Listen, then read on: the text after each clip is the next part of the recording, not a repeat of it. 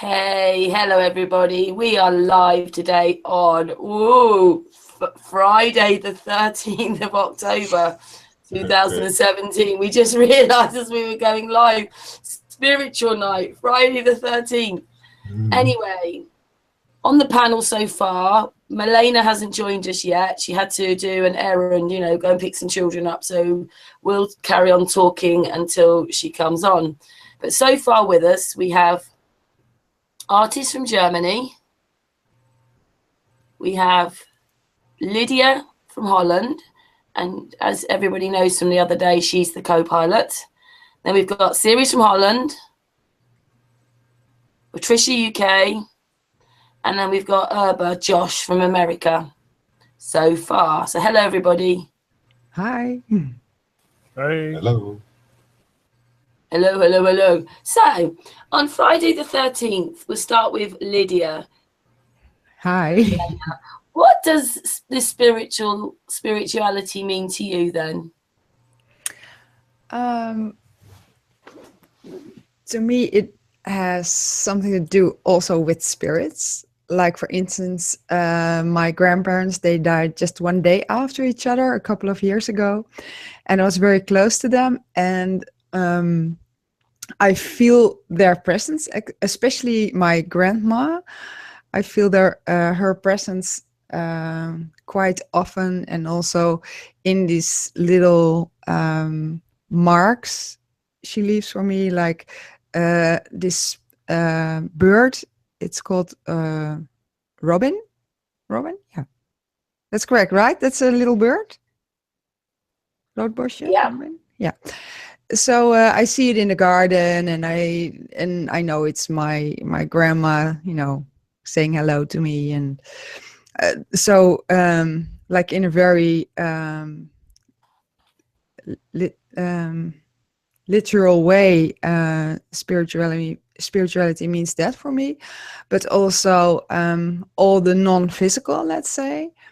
So yeah, the things that's got to do with your right brain, and the things that you feel intuitively, and yeah, those kind of things. That's what it means to me. Oh, thank you, Lydia. Artist, what about you?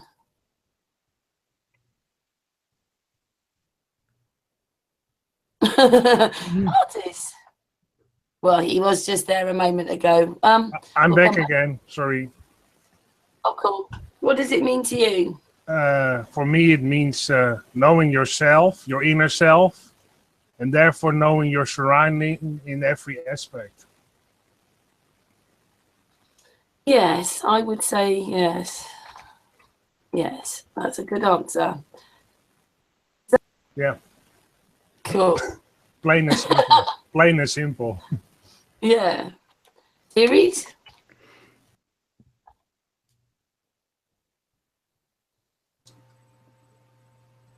Yeah, not only that it is this core of self in that sense, but also learning self. There's a whole universe which you can actually learn in that sense. And that is only within as a complete outwards sense. It's kind of the within is the biggest thing what there is, the infinity in that sense.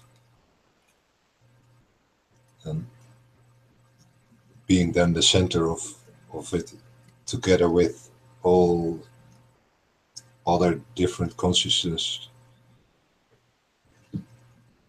Yeah, learning what creation is.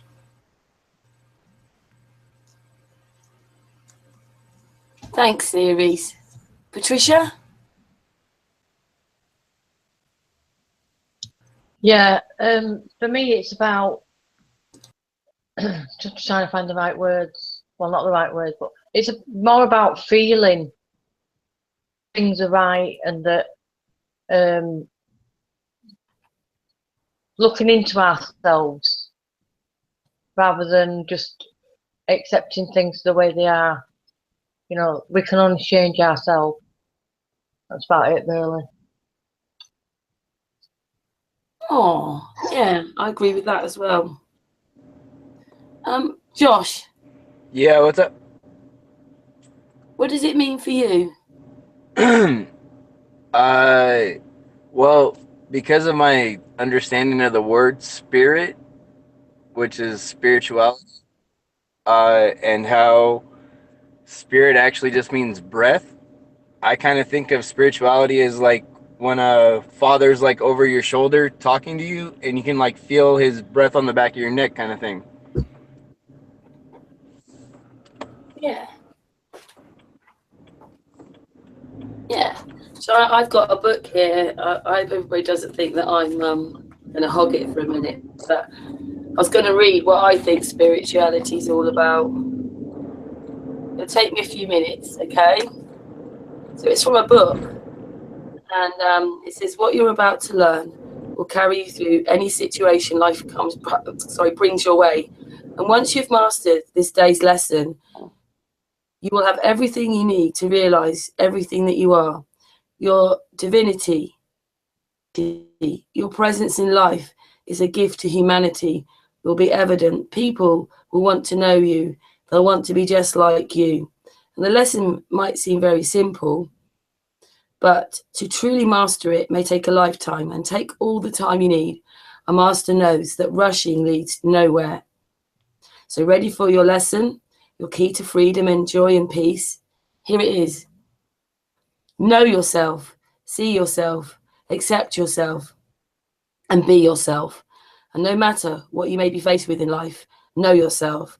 No matter what someone may do to you or against you, see yourself.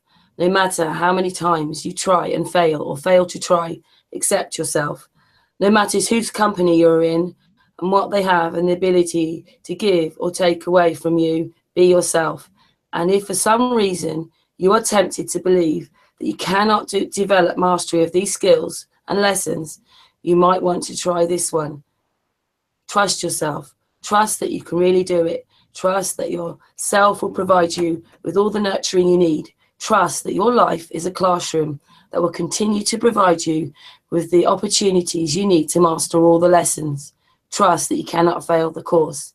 So you may have believed that you had to take a class or a course to discover the roads of true spiritual mastery. But just for today, work with the tools you have. Know yourself as a divine being. See yourself as connected to God. Accept yourself, even if you don't do well on today's lesson. Be yourself, a loving and compassionate being. That's what it is. So know yourself, see yourself, accept yourself, and be yourself. Wonderful. Really beautiful. Yeah. Anyway, the lesson for today, guys, book shut. There's a book called Until Today by Yolanda Venvant. I can give you the name if people want it. Sounds Dutch. Yeah. Yeah. She does. So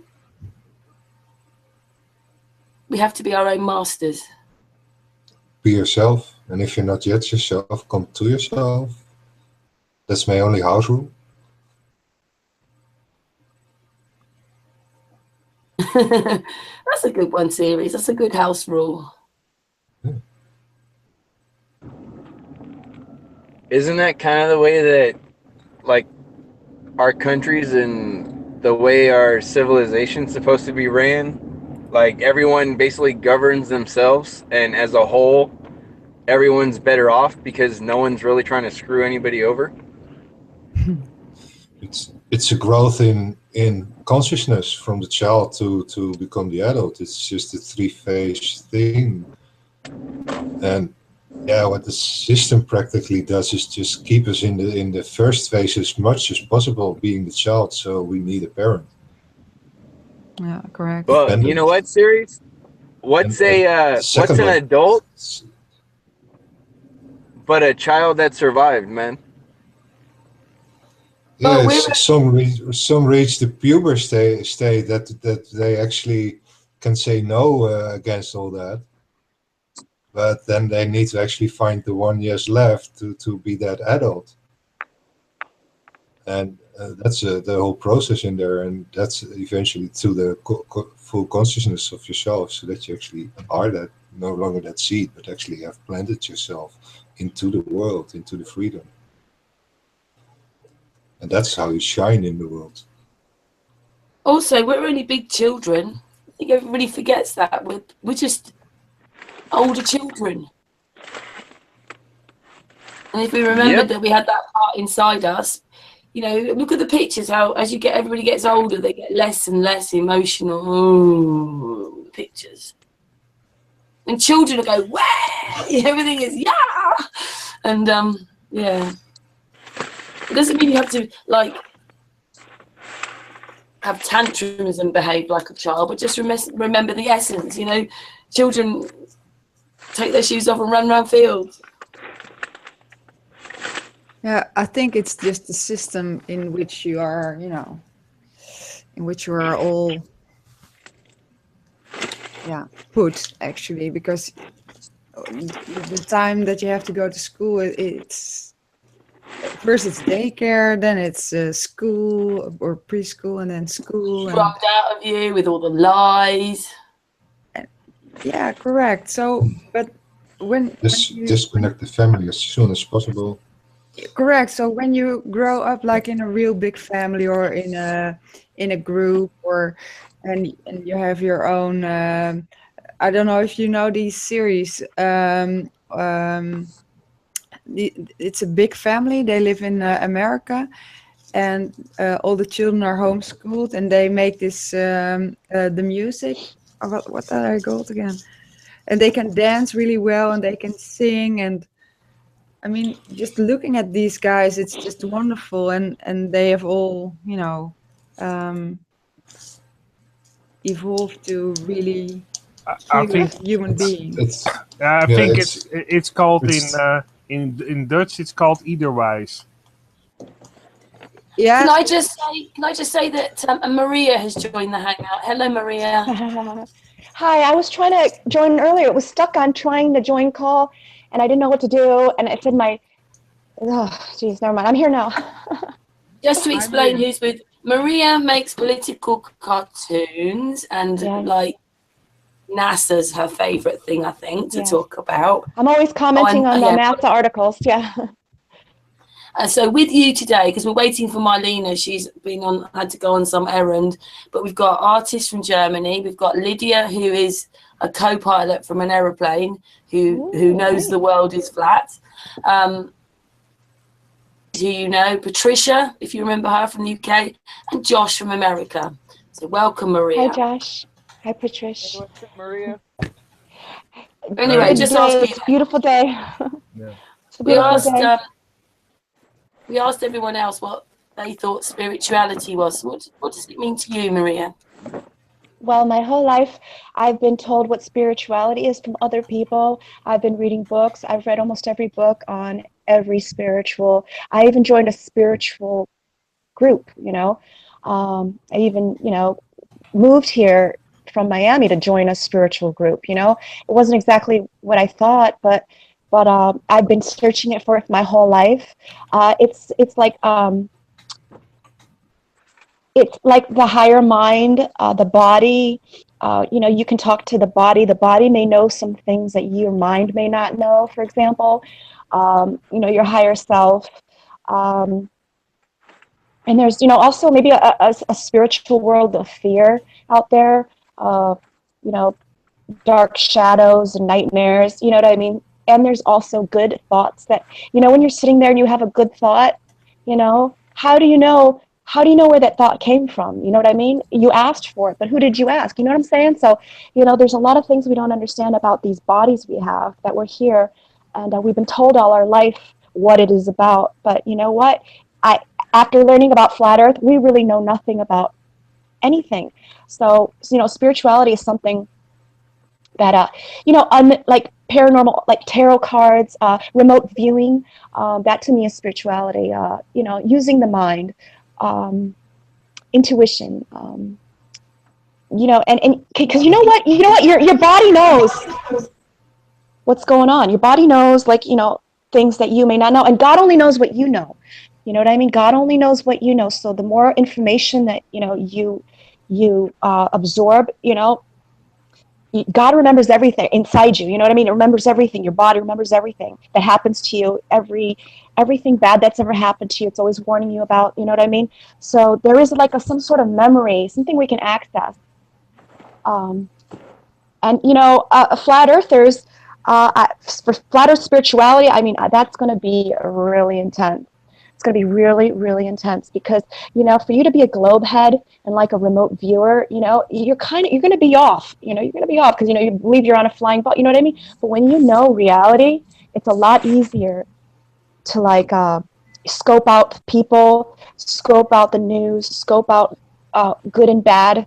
What's right and wrong, and sometimes, when you're thinking of someone and it's just such an intense feeling and all of a sudden they call. I mean, things like that, it's our bodies. It's part of life. Wow. Thank you, Maria. You're welcome. That's what I think. Yeah. So, I said we're waiting for Marlena to come on, but we will carry on talking. Well, I don't know what to say after that. That was very deep, Maria. Yeah, very nice, Maria. Flat earthers, we can use spirituality to foresee events, to find out who like I ask you a blind question, here's a target, and you give me the answer based on a scribble you do.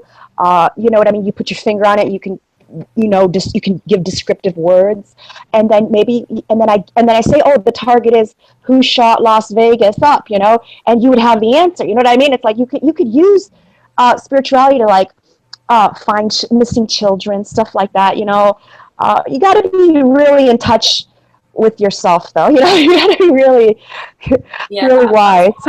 Not for everybody. I believe it's being really in touch with yourself. That's what it's about. But unfortunately, our world is made so that it's hard to do that because we're in the rat race. Yeah. And you know what? If it doesn't matter if you're spiritual, Karen, but the evil people in the world are spiritual and they do evil things for that reason. So, it may not be important to us to be spiritual, but it's important to the globalists. All their evil doings. The more you learn, the more you know, it does help with that, doesn't it? And Flat Earth definitely does. Oh, yeah. And it's good Lydia, to protect yourself. Do you think it's made you more sort of spiritual now you know the world is flat? I was spiritual before that, actually, because I'm only a flat earther for less than a year. So, and I was already in this kind of thing. I don't know, since like I was 16 or so. So, well, the thing is that it made me realize that the thing that they hide God from us, and that was something, of course, that I didn't realize before. So in that way, yes, it did make me more spiritual in that way, but not in the way that I believe in spirits and in intuition and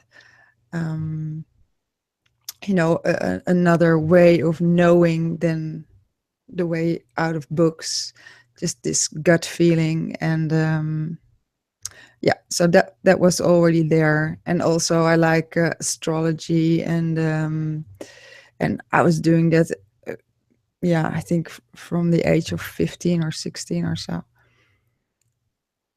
Cool. I think that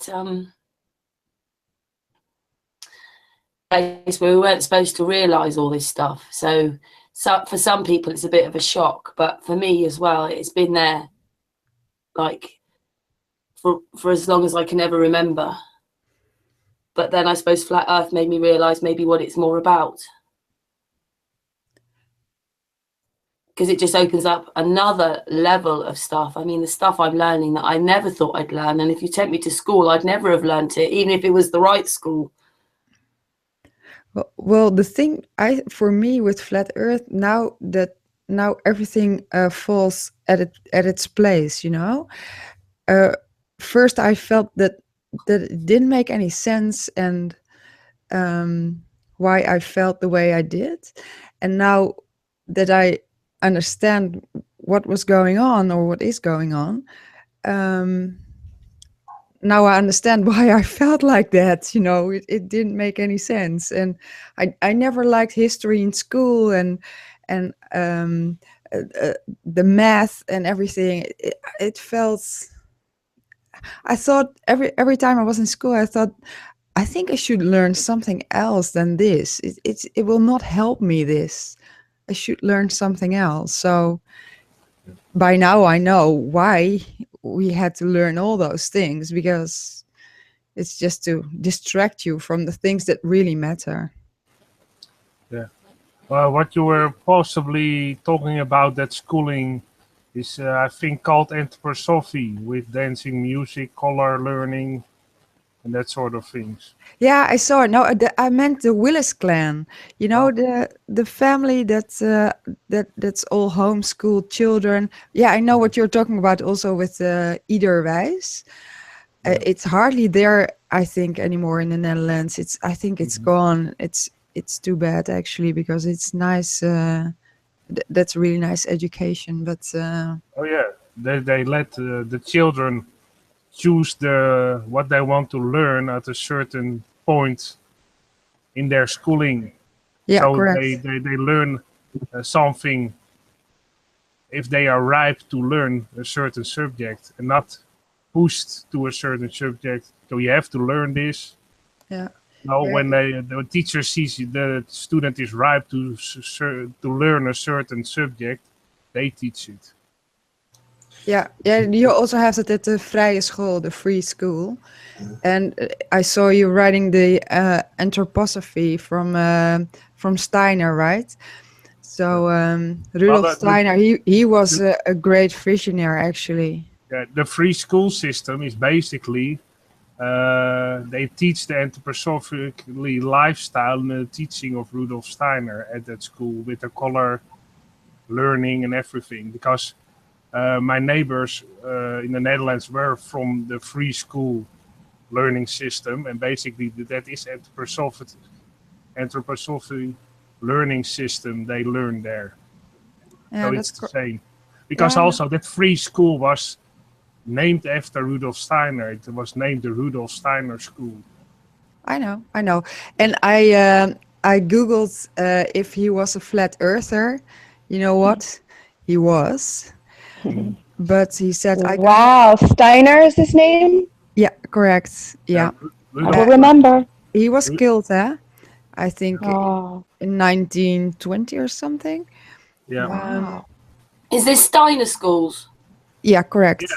In Holland, you have schools, and they are also sometimes named after this person, Rudolf Steiner, who had a whole different perception on life and how children should teach certain things, and also related that all kinds of nature in those teaching, and color, to learn what colors actually mean and what the vibration of colors actually mean. Grow foods. Grow foods yourself. And also most of the people who were at the Rudolf Steiner school, the parents also, I had those parents, I know that the children went to the Rudolf Steiner school, and the parents were into the anthroposophic lifestyle. They also didn't watch television, because basically they already knew that the television were telling their vision. Yeah, it's programming. Yeah, and I think they also don't vaccinate. So, yeah. But there are hardly any schools left, because it's all regulated now in the Netherlands, right? So if you want to have a school and you want to do your own thing, well, sorry about that. You just have to follow the rules like any other school, and you just have to go into the system. And that's what I read also, that Rudolf Steiner said, I cannot do everything I want in my schools because nobody will come, because they will think we are crazy because we think the earth is flat. So already... Oh, that's beautiful. Yeah. That's so beautiful. And also they were taught a lot about alternative medicine also at that school. Basically, my knowledge that there was propolis and natural antibiotica, I learned that from my neighbors who were. Yeah. Yeah, I always have that in the house, propolis, always. Yeah. Yeah. There you go, artist. Someone else who knows what that is. Yeah. Hey, you know what? I just want to say, since you're talking about children, it was in the news yesterday that a woman was jailed because she refused to vaccinate her son. It was so sad. But today, she was in the news again because she was outraged that she went to jail and they vaccinated her child anyway. And that was like on Drudge, so it's been seen by millions. It's featured on Drudge, #1 news site. Yeah. So it's been seen by, can you imagine just the outrage you feel? And then the next day, they vaccinated the kid so she took the fall. She says, I'll go to jail for you. I'll take the vaccine for you, son. You know what I mean? Like, I'll take it. I'll take the hit. And she took the hit and they hit him anyway. I mean, that is like, that is like a rape on a rape on a rape. And you went to jail. I mean, really. Well, what they also tell those children that when they don't want to vaccinate, sometimes they are even banned from the school. It also happened in Germany. There was a kid who didn't, his parents and also the kid himself didn't want to get the vaccination. And basically the school was saying that he was not welcome in the school because he was a threat to the other children. So because he probably could get a flu that he could spread in the school. Basically those. But if they're all vaccinated, they're protected. If they're vaccinated, they're protected. So it doesn't make sense. They think they are protected, but they are not. When they're vaccinated, they are protected. So it was a bogus statement, but they always make that kind of bogus statements that aren't true, so they can push their agenda upon all the people, basically. Oh yes, artists. I mean, like these medical Satanists, they're so bad. I was just hearing the other day that when a child dies, they get everybody together, all the satanic medical people together, and they all take turns with the dead body, the dead child. I mean, it's sick, and it happens a lot. Oh, they're very sick people indeed. They try to erase the true history. They try to erase the true medicine, the alternative medicine as possible. Even now in Europe, the alternative medicine get a higher tax. The tax on the alternative medicine was about 7%, and they probably go up now to 21%. So they try to make the alternative medicine as expensive as possible to. Because they put a higher tax on those alternative magazines. So they call it alternative, but it is actually the original. Yeah, for sure. Indeed. Yeah. The thing we have to do, we all have to put 5 marijuana plants in our garden. We're allowed to have 5. Yeah. And that's also why I have a 5 on my logo. Yeah. I have mine in the kitchen, but they're not growing so fast. They're really tiny still. Well, in time they will grow. Yeah. Yeah, we don't have those kind of rules over here where we're allowed to do that. Yeah. How many plants can you have then there? Hey, well, it's time to start a flat Earth political party and make that one of the rights you demand. Flat Earth political party. We demand these rights and start. This, we want our rights. We want our cannabis rights. We are flat earthers. Hear us, Yeah. But who wants to be in politics anyway? Yeah, it's all corrupt, so it's very hard to be a part of it without actually maintaining your Maria likes her politics, don't you, Maria? Yeah, the drawings are very nice. I seen some. Well, I think it's a way to get through to the masses. Yeah, that's correct. Maybe I think it's the way to get through to the masses. I really do. I think it's like the doorway to get to the masses. Lydia's been a pilot, and that's her part in it. And Maria has her part doing her bit. Artist is a researcher. Ceres is a researcher. We all have our parts. We're all different, aren't we?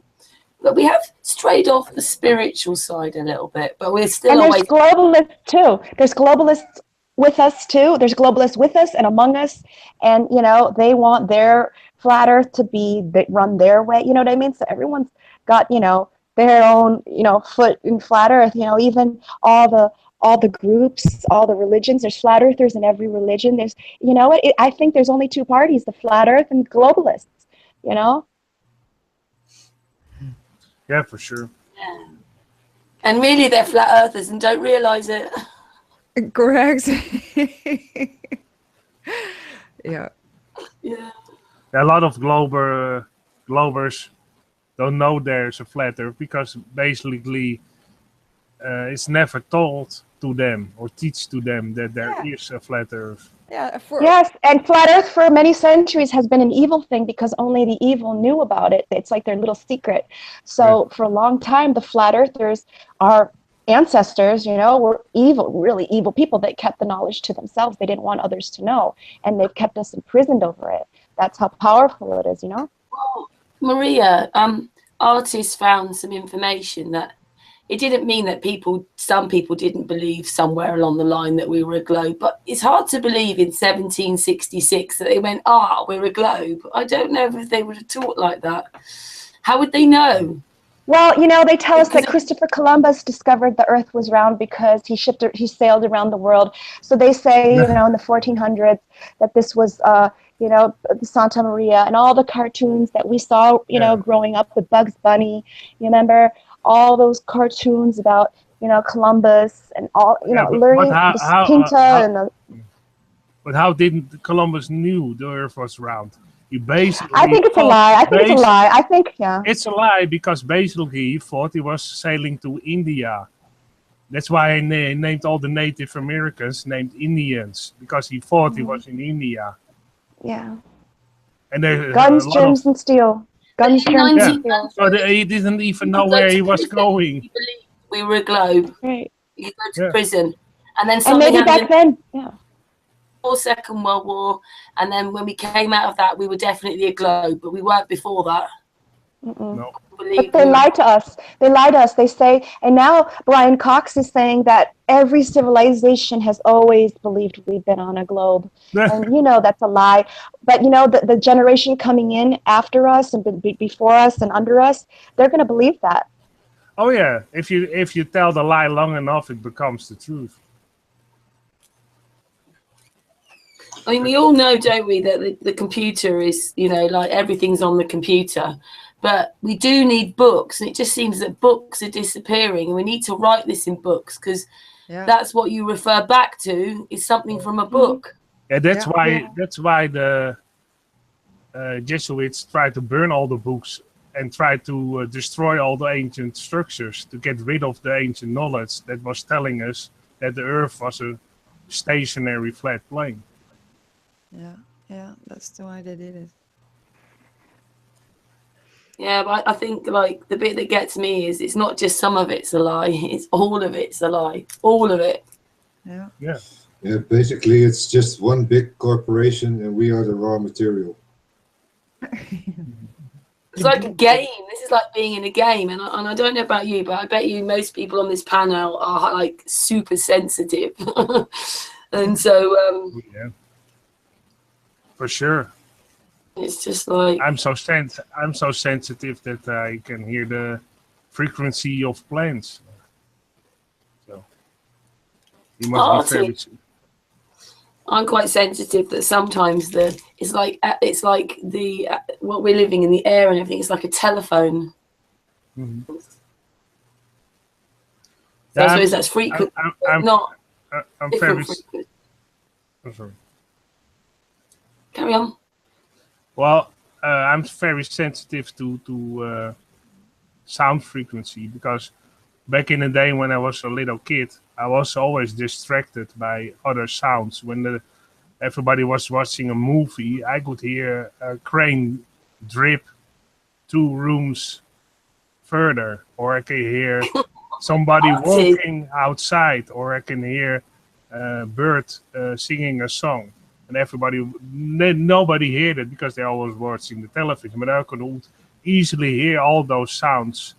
And it was sometimes distracting me because I'm very sensitive to the real sounds, the true nature sounds. I pick up I pick the true nature sounds. I hear them much harder than actually all the other, you could say, sounds that are from devices like telephones and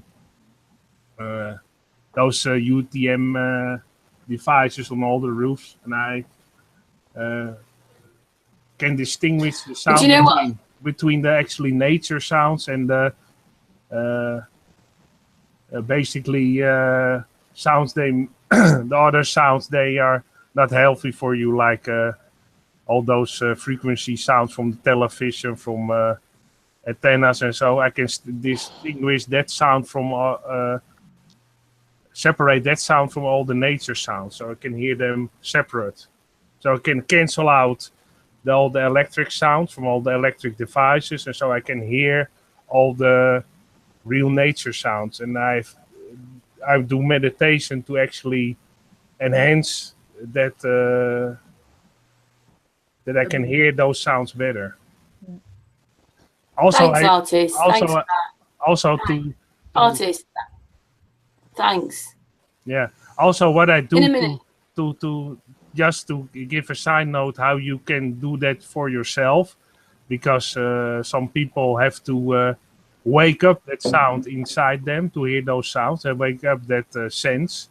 And what I do, I go to a forest where it's quiet and where there are not a lot of electrical interferences. Basically, I take off my shoes, put my feet on the earth, meditate, and then after a certain time of period, sometimes it takes 10 minutes, sometimes it takes a little bit longer. It's how the state of your being is at that time. And then actually, if you put your mind to it and meditate, you can slowly hear all the sounds of the plants. But you have to earth yourself to the earth with bare feet on the earth. And also you have to leave all the cell phones and everything like that at home, because that interferes. Thanks, artist. Sorry. Hey, we've just seen something from Marlena there. I think Marlena will be on in a minute. Everybody else feels like this. I can't be everybody else, but this whole thing, this spiritual thing, I see into people. I can see into people. I just know things. Mm-hmm. I don't know what anybody else is that sensitive.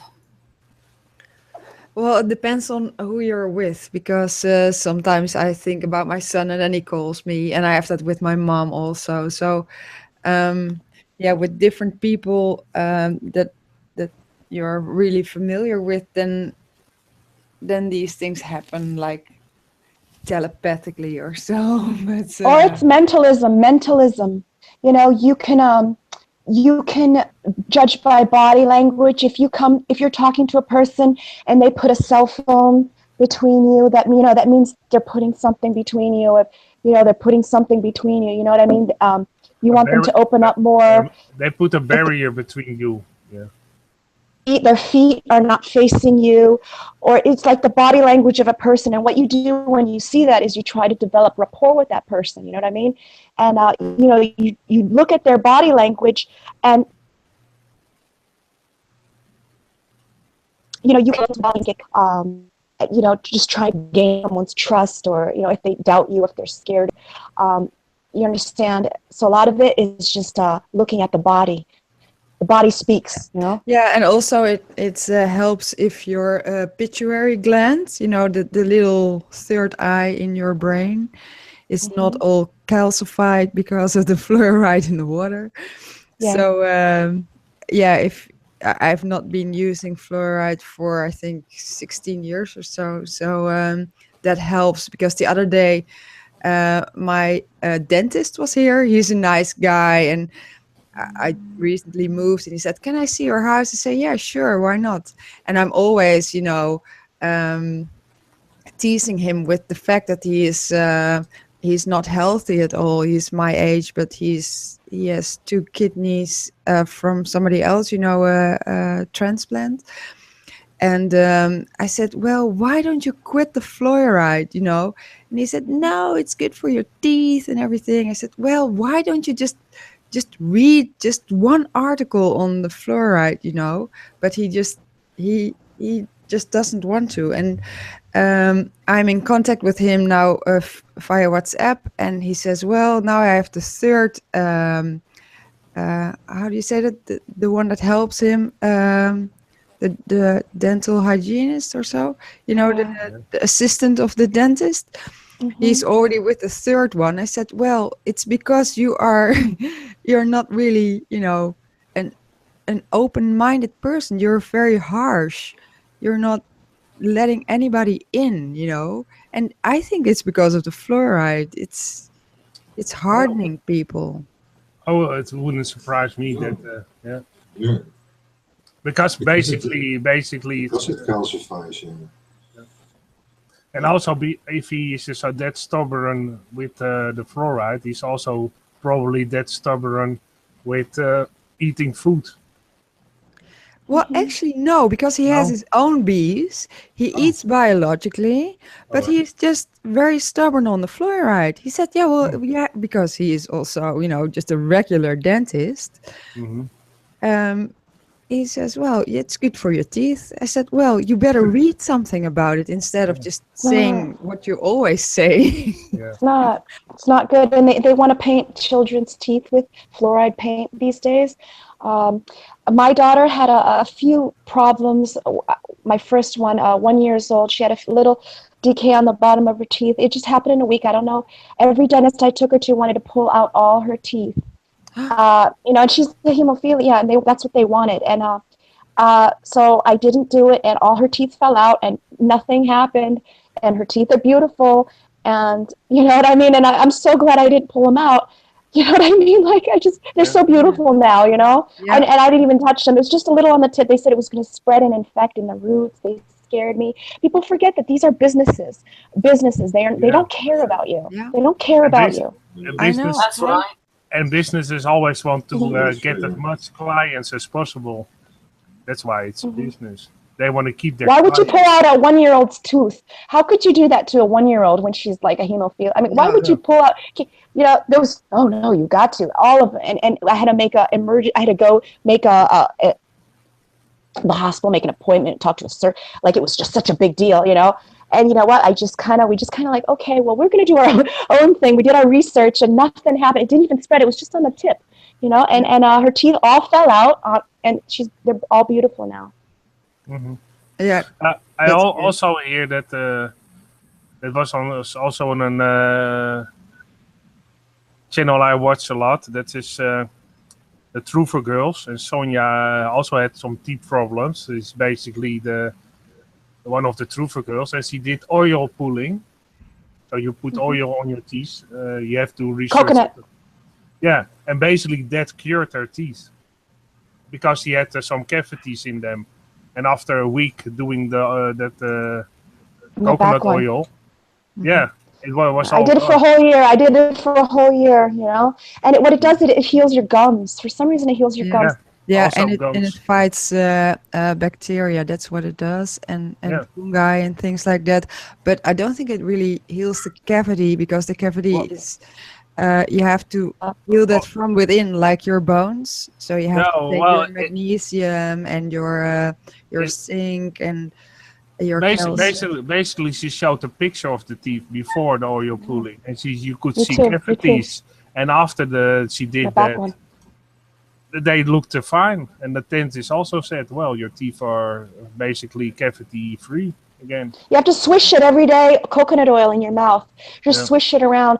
Thanks for reminding me, especially those people who do processed sugar, people who are addicted to Starbucks, people, it's that's what's doing it. It's the processed sugar, just turn back to dates, turn back to stevia, turn back to dried fruits. Yeah. Don't get it from processed sugar and it's addicting. And also chemical sugar like aspartame. It's also very bad for your teeth. And also very bad for basically your whole body, because it's Starbucks, you can get stevia now. You can get it tastes even sweeter than sugar. You can get a coconut milk frappuccino with 3 stevias in it. You know what I mean? And it's just like candy. It's like candy. It's so good, and there's no sugar in it. Well, stevia, it's a little different. Xylitol is also very good for for your teeth. They already knew that in Finland for a long time, so they use it. And we have in Holland now. We have Xili Fresh. That's some chewing gum, and it's with 99.9% xylitol. So yeah, that's very good for your teeth also. Oh yeah, I see that I heard Marlena. that Marlena has arrived as well. Yeah. She's here already a few Hi, minutes. Marlena. Hey Oh, Marlena. that's Hello, you Marlena. beautiful, beautiful people. Yeah, I've been sitting here for a I'm good so few minutes listening. sorry. I Yes, saw and the I want to. icon, but I was thinking you were Josh. Who the hell? Who is that? Yeah, I change it all the time because I can't pick up one that I really like staring at. So I might just make just one of maybe. I have to say something though. I'm looking at his picture of Leonard Pelletier. He was a really good friend of ours. Yeah, I did that on purpose. Yeah. Okay, I'll tell you a story. My mother was one of the co-founders of American Indians for Development and the American Indian movement. She was one of the ones that started the longest walk when we all walked across the United States to protest government and for our lands, right? And I was only a baby. I was a little girl at that time, and I never forgot Virginia, who was his mother, when we were all there. And as little as I was, I knew what was going on. Yeah, he was basically accused of a crime he didn't commit, and now he's almost about 40 years in prison. And it's ridiculous. They basically fabricated the crime he was accused of. Yeah, it was actually, it was an Indian agent that actually did the crime. Yeah. Which is a non-native person who, basically tries to, how it goes. They come in and they do shit, and then they blame it on someone else, so they take the fall. Leonard Peltier was such a big activist for the rights of the Native but I'm trying to think of the. Yeah, also. Him and my mother were like hand in hand. I have so many beautiful pictures of during that time when they were younger, and I just remember how sad it was when they just took. Everybody knew because he wasn't there at that time when this shit happened. Yeah. When he got in trouble for what they said he did. It was in 1976 when he was arrested. So. Yeah. Mm-hmm. And they also did a lot of people did protests to set him free. John Lennon did it. Yep. Other well-known actors did it also. Well, when we did our longest. Yeah, when we did our longest walk, there was Buffy St. Marie, there was Muhammad Ali, there was oh my God, there was so many big celebrities that tried. I think even Bruce Lee also did a protest. Yeah, incredible, eh? Yeah, a lot of people, and I think it's that's why I put up that sign, because I think it's still ridiculous that he's still in jail for that long for a crime he didn't commit. Yeah. Basically, he's a political prisoner because they don't. They want to silence the truth as much as possible. Yeah, it's ridiculous. Well, he's seen some things, Anyway, welcome, Marlena. Thank you. On the panel today, so we have, but I think one or two people that pop off and on, is artists who you've just been talking to from Germany. We've got Lydia, who you met the other day, the co-pilot. Yeah. Hi, Marlena. Hi, Lydia. Nice seeing you again. Yeah, nice. Maria from America. Hi, Maria. Actually, Maria and I have been talking in back chat. Yeah. Remote viewing. We've been talking about remote viewing and how flat earthers, we should start remote viewing, to see, how we can, find the gold. I don't know, find out how to get to, the Antarctica, how to, we can use it as a tool. Mm-hmm. And then why does Deep State get to use remote viewing? Why can't just the people? We do. That's part of our that's part of our culture to do that stuff. Hi, Ceres. How are you? And Patricia. And who's the other one? Patricia. Hi, Patricia. I can't see, so I apologize for not being able to see. Hi, Marlena. Tell Marlena what your cushion says. She's got a cushion as that avatar. It says, clear the fear, non-compliance. I like that. That's nice. Oh, and it's heart shaped too, right? That's so Yeah. great. Anyway, Marlena, we asked you to talk a bit about yourself, about your heritage, your native side. Sure. Talk about the sixth sense, opening up the In the sixth sense, seventh. or understanding And the seventh. Don't forget the seventh. Yeah. understanding Okay. what- Can you give me like 1 minute? I just have to go give my daughter the keys to the car out in the driveway. Yeah. Just for a second. Okay, I'll be right back. I'm so sorry. I thought I was ready. Hang on a second. You could never mind what Marlena did anyway, could you? Mm-hmm. The very Tara special Sunshine was lady. supposed to be in here with us, by the way.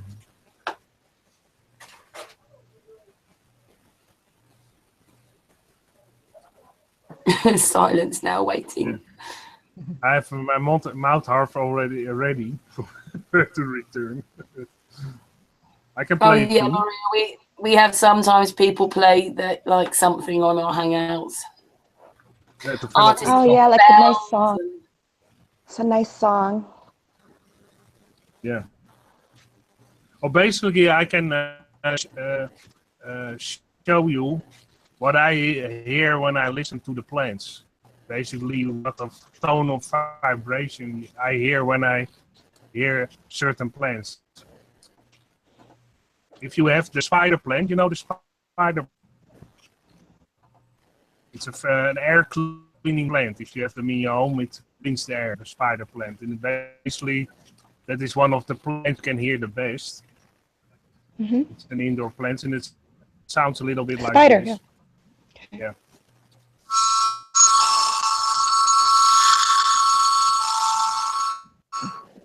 Something like that. I love spider even- plants because they like to put their roots like in the ground like that. Like they put little plants everywhere. Yeah. They like so if you do like a time elapse the spider plants, they're like spidering. Yeah, they grow on basically a root, and not into the ground, but above the ground. And there, on that root at the end, there's a new plant form. And if it's heavy enough, it goes to the ground again, and it roots into the ground. So Yeah. that's their system also, because they don't have seeds. They basically have a newer plant already developed on the end of a root. Yeah, And they that make is- great gifts. They make great gifts, and it's a gift that keeps on giving. You could replant Yeah. the little things and give them to people, and they make beautiful decorations. You can hang them, and Who used to have one of those then? I had loads of those. They were the in thing for a while to have them. Mhm. It's very healthy to have spider plants in your home because they clean the air. Yeah, they're easy to take care of. You remember the crochet spider plant hangings from the walls that everybody used to have? They would crochet the hangings. Oh yeah, It was very big. It was very big. yeah. That was very nice in the 70s. They had a lot of them. Yeah, those hanging plants with the nice ropes on them with crochet, all kinds of shapes and all yeah. kind of colors. Yeah, that was very beautiful. Oh, I love crocheted stuff. I like to crochet things too. Me too. I can do a little bunny rabbit and then make the ears. It's fun. Nice. Pot hangers is not that difficult. I mean, crochet. Oh, Oh, yeah. nice. Oh yeah, crochet behind you too. Behind you, the green chair behind you, the green thing. Crochet. Yes. Oh Seriously, wow! He crochets. Show the hats in. Wow! Show the Oh yeah, hats. that beautiful I'm beautiful trying to hat. look. Let me look. And the slippers and Crochet. Oh, let me see. oh my Oh, goodness, that's cool. that is super cool. I like your Do you have feathers. do you have a store on That's Etsy? Do awesome. you have a store on Etsy? You could sell those. You could sell those. You know, Green cashmere. Yeah. you I just sold take a a few. picture of that. You take a picture of that. Say, I'll make this for you. It'll take me 2 weeks. You just pay me now. Right? Yeah, they're Yeah, it's very basically Get paid Always first. crochet Flower of life. Finding the right wool is actually the difficult Oh, part. you like the flower of life? You know what? For a long, long time, I played this game called Hexalay. Hexalay, have you ever played it? It's the Flower of Life board game called Hexalay, and you can get it. It's basically the flower of life.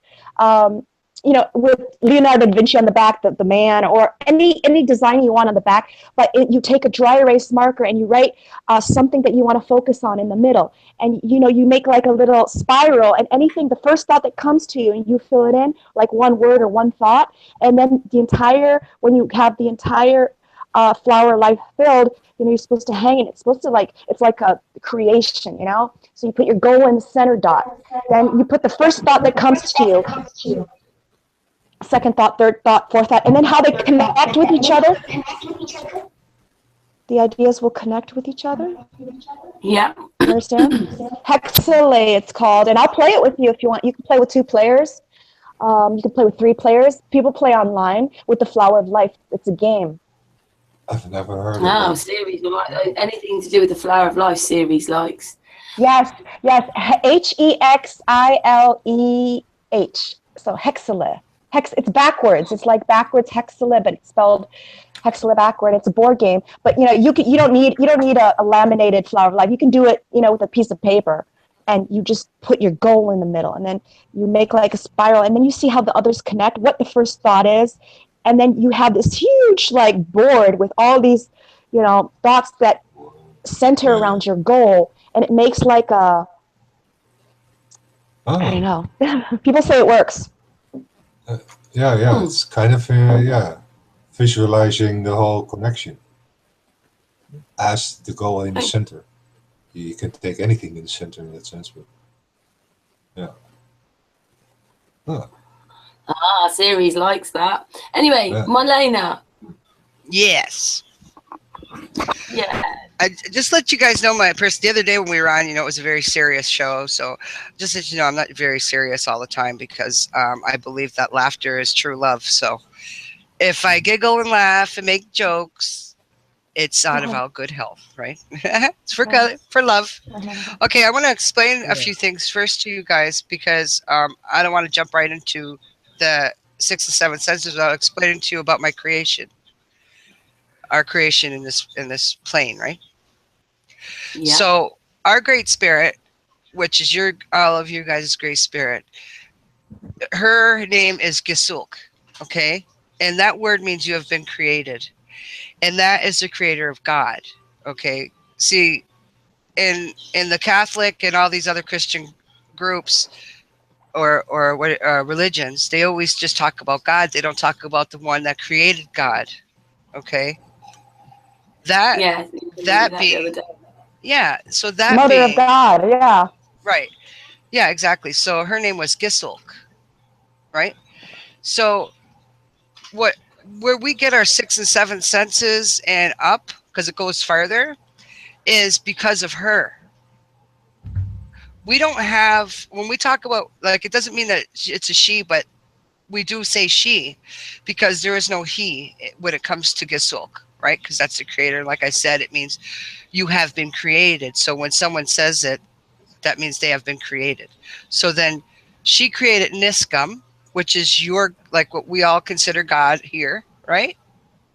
And then it goes down that kind of a path. It goes from entity to entity that way. So the reason why this is the way it is because you have Gisulk, which is the big creator. Then you have the creator, which is God, right? Then you have Itzikamu, which is Mother Earth. Yeah. Okay. It's like the land and everything that we walk upon, right? Yeah. It's Gamu. That's how you say it. You can say Uts Igamu, right? But the easy way to say it is Gaju, which means mother. So that's, so this is what we have to follow. And we're the ones that were put here to take care of her. We're just like her little synapses in her brain kind of deal.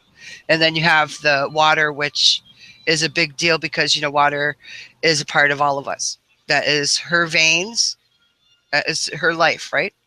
Her veins is her life, and we have to protect that just like our veins and our body is our life. So we protect her, and that's why you see a lot of Native people are constantly trying to save water. You have to save it because that's very important. If we have no water, we're all pretty much, she goes, we go, right? So water can be manipulated in so many different ways. I know that it was Dr. Emoto did a thing on, putting your thought into water and how it changes it. This is very true. We've always done stuff like this. We also have a thing, it's called black water, where this water is the original water, and this goes from ceremony to ceremony. And when you look into this water, when you're in a sweat lodge, you can actually see anything you need to see.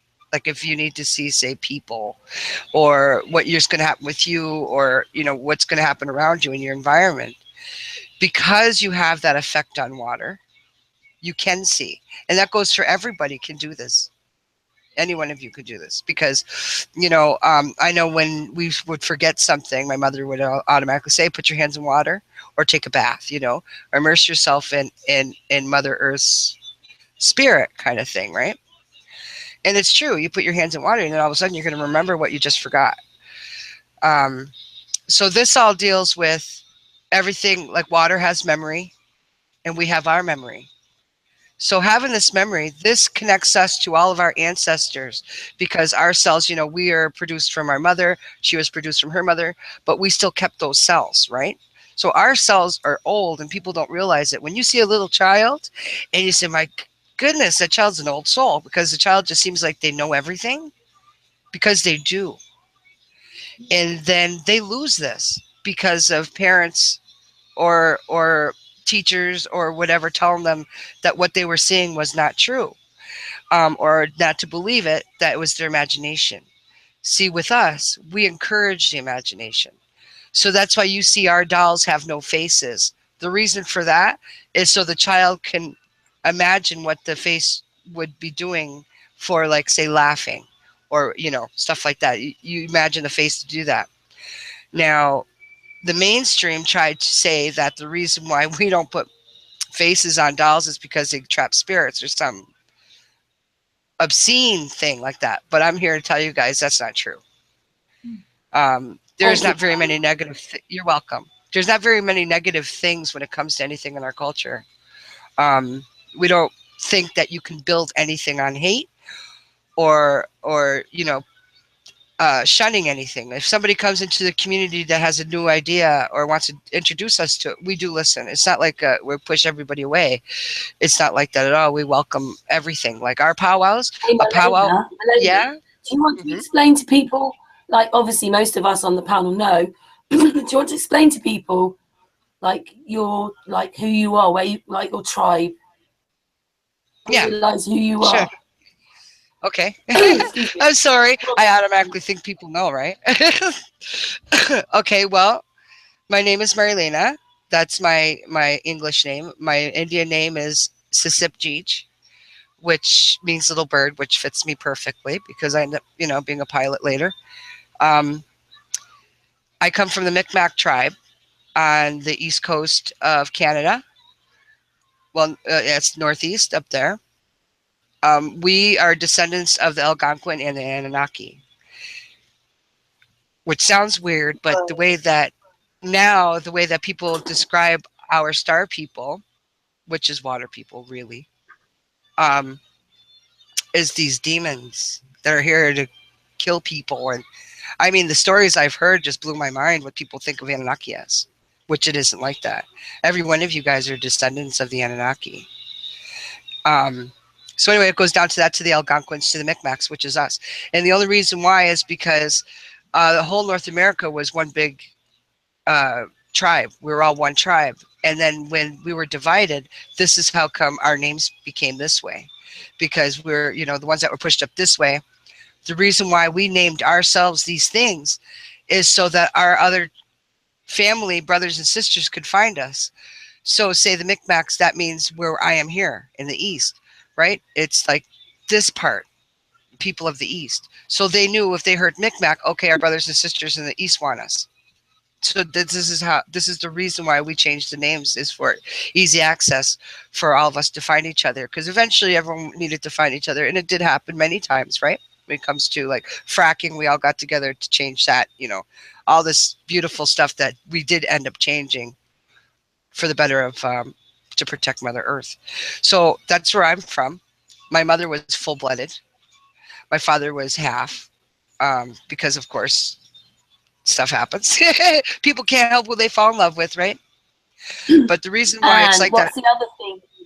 What's the other thing you grew up as? Which part? Well, you said at 16. Yeah, well, the thing is even though I grew up flat earther. You mean that? Because Well, you grew up on a flat plane. oh yes. I grew up knowing that. This ain't a belief with us. We just know. It's something that we've always known.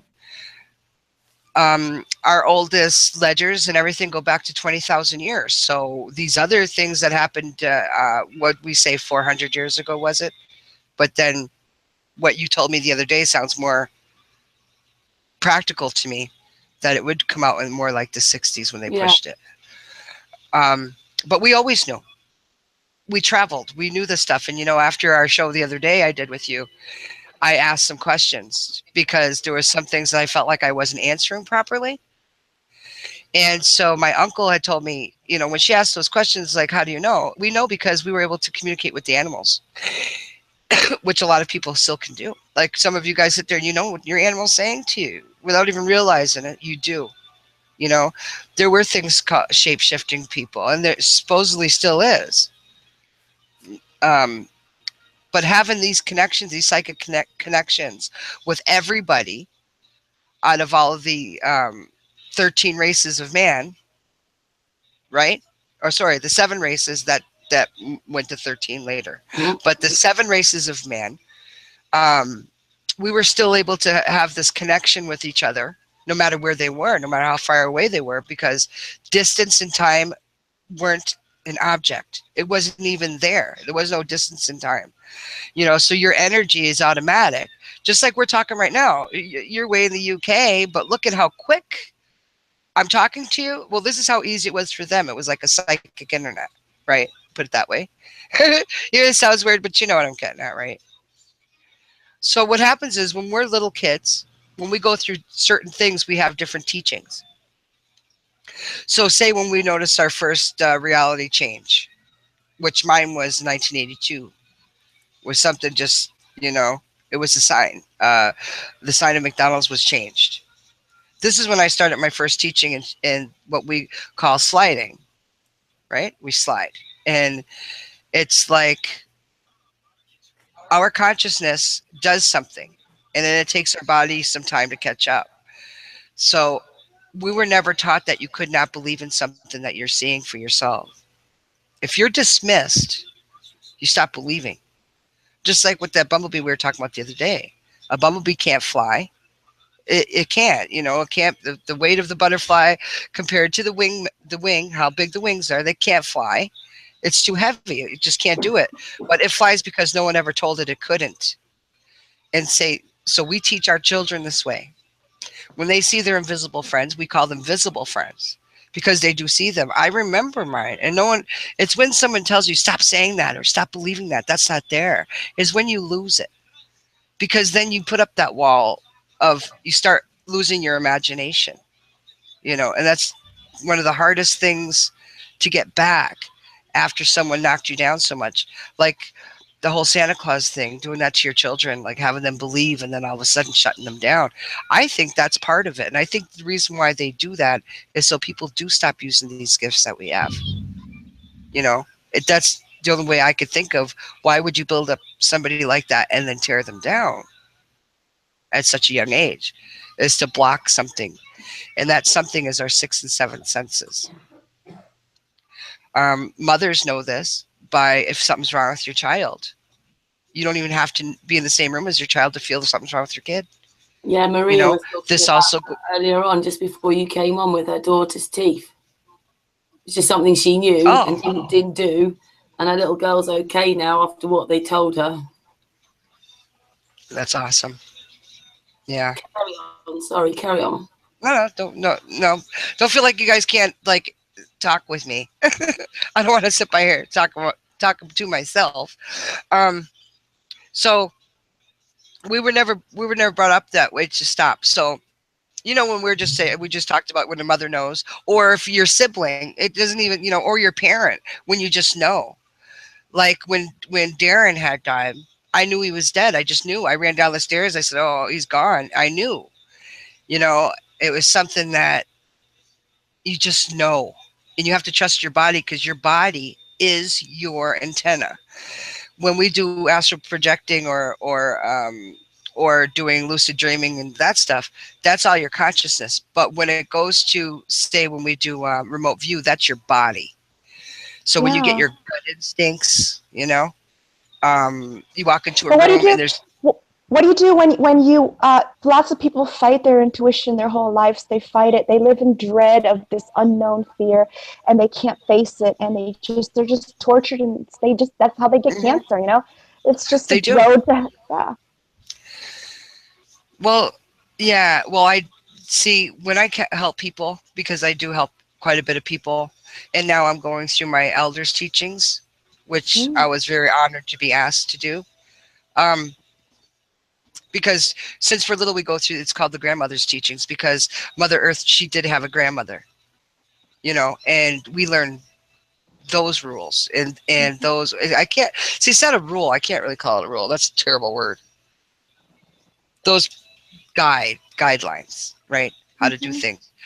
But when somebody comes to me and they're hearing voices, and then automatically they want to put them on medication, a lot of the time they're not cuckoo. A You're lot of the right. time they really are hearing people because Or they can yeah, hear. Go they can ahead. see things that we can't see. And like people who take LSD, like are they seeing things that are not there, or are they seeing just a different, like do they have super senses? You know what I'm saying? Like Hmm. you know what I mean? I do. There's super senses, yeah, super senses, and then you say, oh, that's hallucination, but no, Yeah, and which they aren't.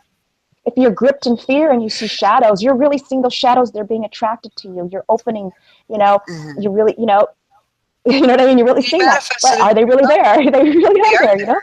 They It's are there. You creepy. tear, It's like, yeah, but you tear down a veil. You're tearing yeah, down a veil that is there and that was put there by somebody else, not by us. The right. veil that's been put up there was made, and I really believe the same thing that Karen believes back in the 60s. I Mm-hmm. really do, because when we always done it here. We never, there was nobody here telling us you can't do that. And the reason why we don't get all these um, bad rap for anything we do is because as soon as someone says it's their culture, they leave us alone. They don't mess with it anymore because so much shit has been messed with us that now they don't. They won't. Okay, let's. There's people come here Right. for readings and all that beautiful stuff. It's But beautiful. I think that people should at least once in their life try mushrooms. I It's do. the safest. It's Be, the safest drug out there. It was on Drudge the other day. It was the safest drug out there. well, spirit. Yeah. Some people do, like some of the older shaman and stuff. They do the peyote stuff. Hmm. Um, And how but about that's along the ayahuasca? same line with ayahuasca. Yeah. Yeah. Yeah. And try that at least once. One thing I could say, I'm not promoting drugs on your show or anything, you guys. But if done properly, if you do DMT or ayahuasca, it'll change your life. It'll change, and you only have to do it once. You don't have to, and it's something that you wouldn't want to do a bunch of times. It doesn't make you stoned, don't make you high.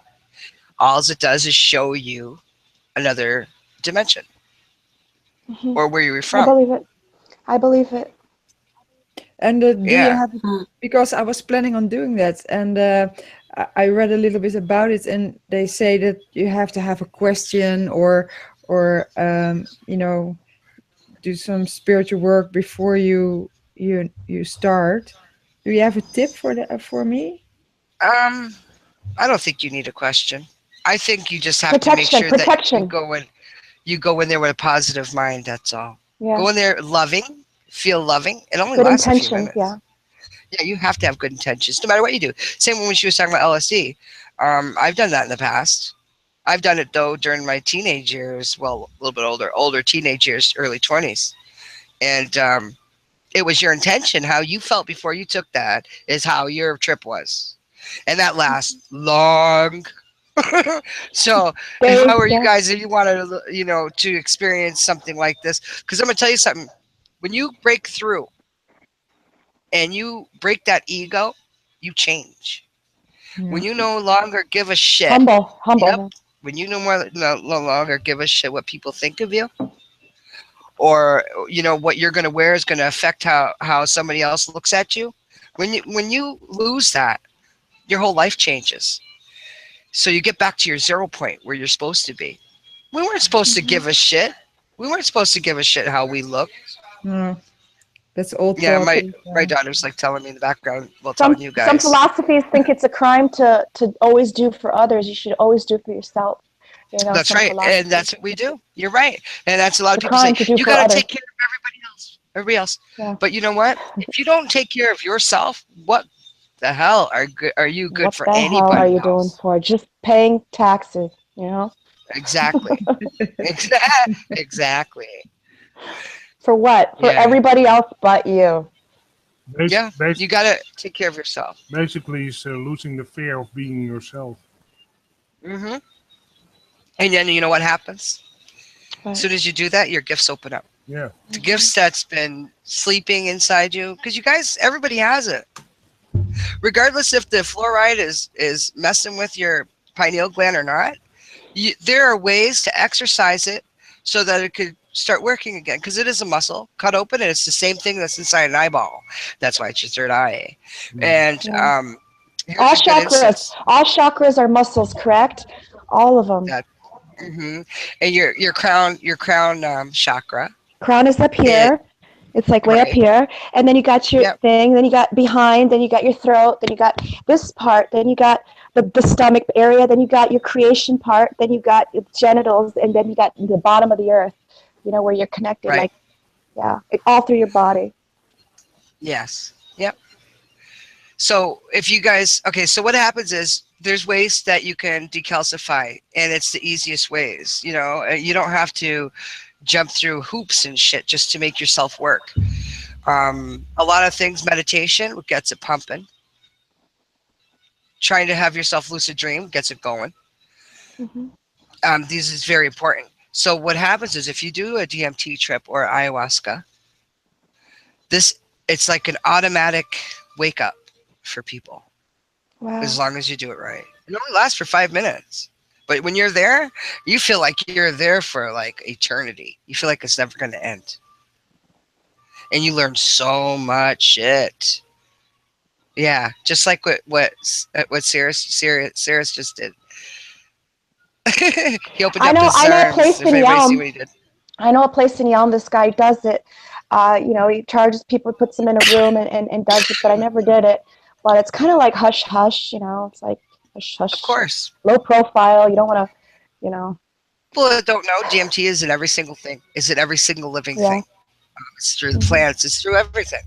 And we do have it in our bodies. You can get there in certain ways without taking it. You could go into one of those, what do they call it? Those chambers, those blackout chambers or whatever. No, 0 sense chamber. Yeah.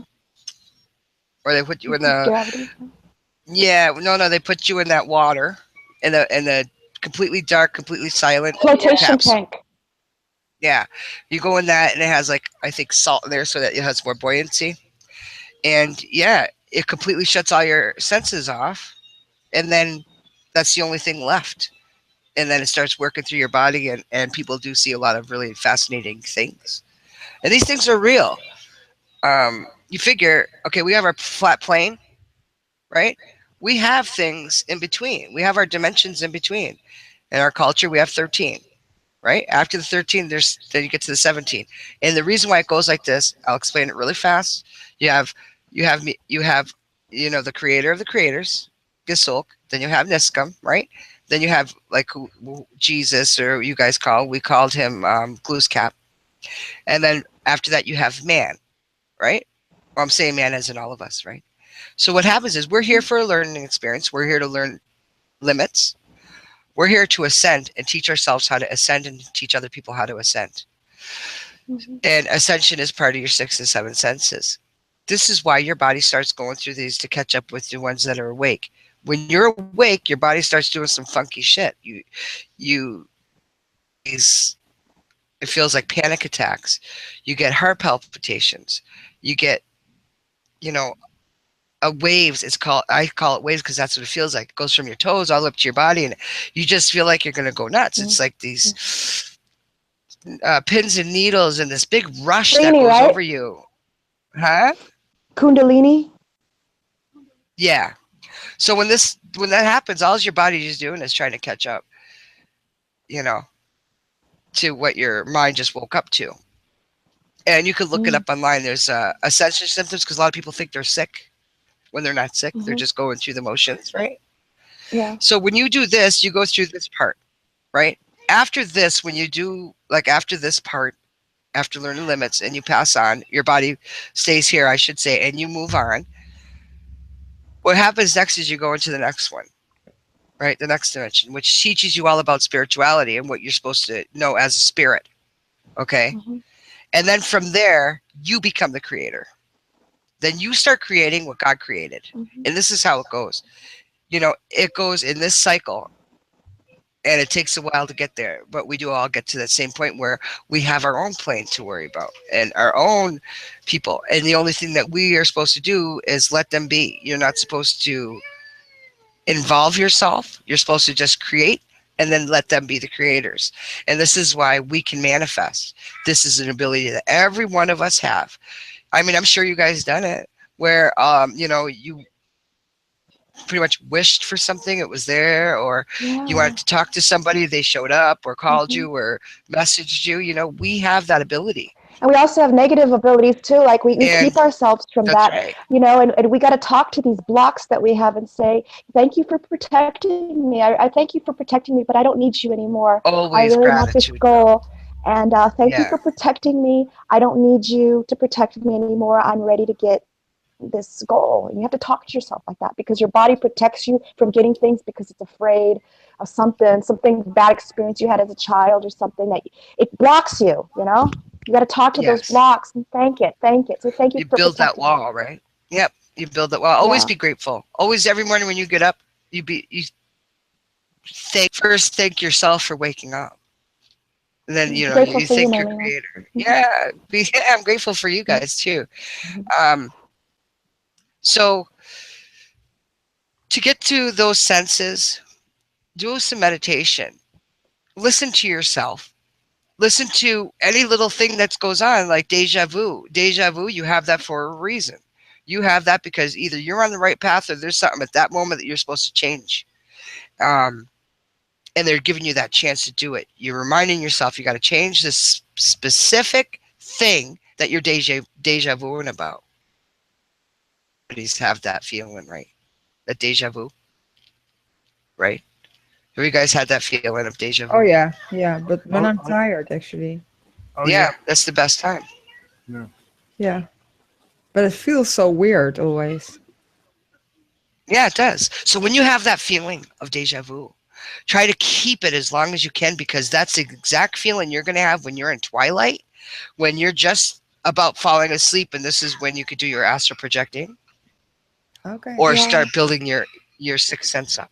But when I have it, I don't have it that often, but when I have it, I'm just so spooked.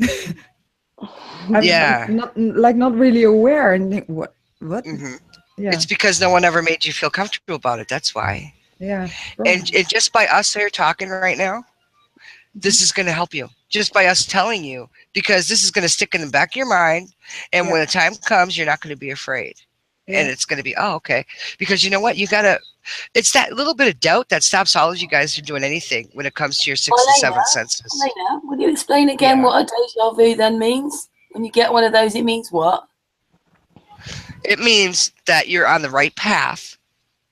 And in the certain situation you're in, it could come to the point where you're supposed to change something in that moment. Like something, it might be something little. It might be, say, there's a deja vu and you see someone walking and it's like a deja vu right next to them. You stop and talk to them instead of letting them walk by you, because there's a reason why we are set up or have that certain setup for all of us to acknowledge something that's going on in that moment, right? My mom always said it's because we're on the right path, which is totally true. But make sure when that happens, you really observe quickly your environment and try to keep that feeling. Because you guys know it is a feeling. It's like you have this, you feel it. You feel the muscles in your head. I have a working. question. You know, I have you a feel question. that. I feel it so much with my emails. I'll send someone a heartfelt email and it'll feel so good. But then maybe a few hours later, I'm like, oh my God, I already sent that to him before. I already sent that to her before. I already sent the same thing before. And I'm like, no, I didn't. Did I? No, I'm totally lost. I'm like, you know, what's going on? Because, you know, I don't know if I did or not. And it's like, what is that? Is that deja vu? That sounds more, yes. It kind of sounds like deja vu. Yeah. I already Because then you sent it. I already. Yeah, and then what I always feel when I have a deja vu is basically that I have the feeling that I'm on the right path. Indeed, right. You recognize the feeling. Basically, yeah, you experience something, and then you feel that, oh, I know this experience, because you know it, because it's already in your system, that you are able to know that you are on that right path, because you recognize the right path. That's right. Yeah. And then when we have that feeling, and then there's what? The next one is premonition. We've all had premonitions. This is the work of your All the seventh time. sense. This is not your sixth sense. This is your seventh. I'm I'll familiar break with that the down. word. What does it mean, actually? Okay, you know how premonition is when you see things before they happen. Oh, yeah. Okay. Yeah. Can I tell you something? It's a skip forward. What's that? I did a one card tarot reading on the Las Vegas shooting. I asked how many shooters were there, whether there's just one, because at the time I believe, and the card that came up was the Five of Wands. It's five guys fighting with clubs with each other, and and to me that was like a contested race, a hot battle, So no, the answer was no. There's multiple people involved, but it was like they were fighting with sticks, you know, like, and do you know what that could have meant? Maybe you were tapping into like a somebody else's life. Hang on a second, my daughter's saying something. What? That's audio. Audio voyant. Yeah, because what happens with my daughter is her gift is hearing things before they happen. Oh, She'll hear a whole thing play out before it happens. wow. Which is, yeah, I know. It's very Audio. That's a rare thing. Audio, sensory. Well, what I have... Yeah, each sense is like... What did you say, Five? I don't even know what to call you. What do I call you, Five? You can call me Artist. Okay. Oh, I like that. I like that. So what were you saying? Basically, my logo I use is 5 artists liberals. That's the 5 liberal arts in the world. Oh, wow. I like that. So, okay, so what were you going to say? What I always, if I have a discussion with certain people that I have a good connection with, when they leave, I can, when they are left a couple of minutes ago, I can still hear them talking. Yeah, yeah. Because you are hearing them. Connection. Because you're hearing them actually going down the street. You're still, you know. Yeah. I had that with very close friends of mine when I was having a nice discussion with them. Sometimes a heated discussion, but that doesn't matter. Then when they left, I could still hear hear them talk. Sometimes even words, and then it becomes a certain kind of hum. So you can basically hear their frequency still. Like you first hear them say, "I love you, I love you," becomes yeah. sound. Yeah, their vibrations, right? Yeah. That's so cool. Yeah. See, and you know, I could tell right now that everybody on this panel is very open. So a lot of things I'm going to say are going to sound a little outlandish for people that don't understand. But I've had so many experiences that I don't mind sharing with you guys because, you know, Karen, this was the reason why you brought me here. Yes, it was, wasn't You it? and Ceres. Yeah. I got to use the washroom real quick though. May I be excused? Go for it. I would normally take you guys and not tell you, but Of course you or are. my Cliffhanger. All right, Yes, I'm right back. we all have psychic gifts, all of us. And I think for some people, for me, I think it's audio, like no visual. I think it's visual. Like I'm very into details and how someone dresses and what's in the background of a movie. The movie's not interesting, you understand? I mean, I'm very like into seeing things and I can't really focus on other things because I'm so see things that other people can't, you know? And you know, there's a show called The Mentalist. I know it's just fiction, but it's about a character who used to be like a fake psychic, but when he really is he just checks you out. He checks, and they use him in crime scenes, you know, because he sees things that most people can't, like, you know, the watch someone's wearing, you know, and that's a clue, you know, that people miss. Maria, and I think some people, we have that gift. Yeah, Maria, if you enter a room, what I always have, I first see all the details, and then I see the whole room. And most people have it the other way around. They see the whole room, and then they see the details. Yes, when I'm driving, I like to see what's inside the buildings, and I feel like I have there's like this energy wall, like a wave, and I put this energy wave through it. And I don't know anything, but I know my body knows something about that place. You know what I mean? Like, and I always do that. Like, whenever I'm driving, I just like swish through a building to see what's inside of it. Or swish, you know, it's just imagination. But, you know, I don't know. Like, I like to, and I do that to people. Like, I put my energy through them, almost like I'm gathering some information, but I don't know it yet. But later on, it'll come out. You understand?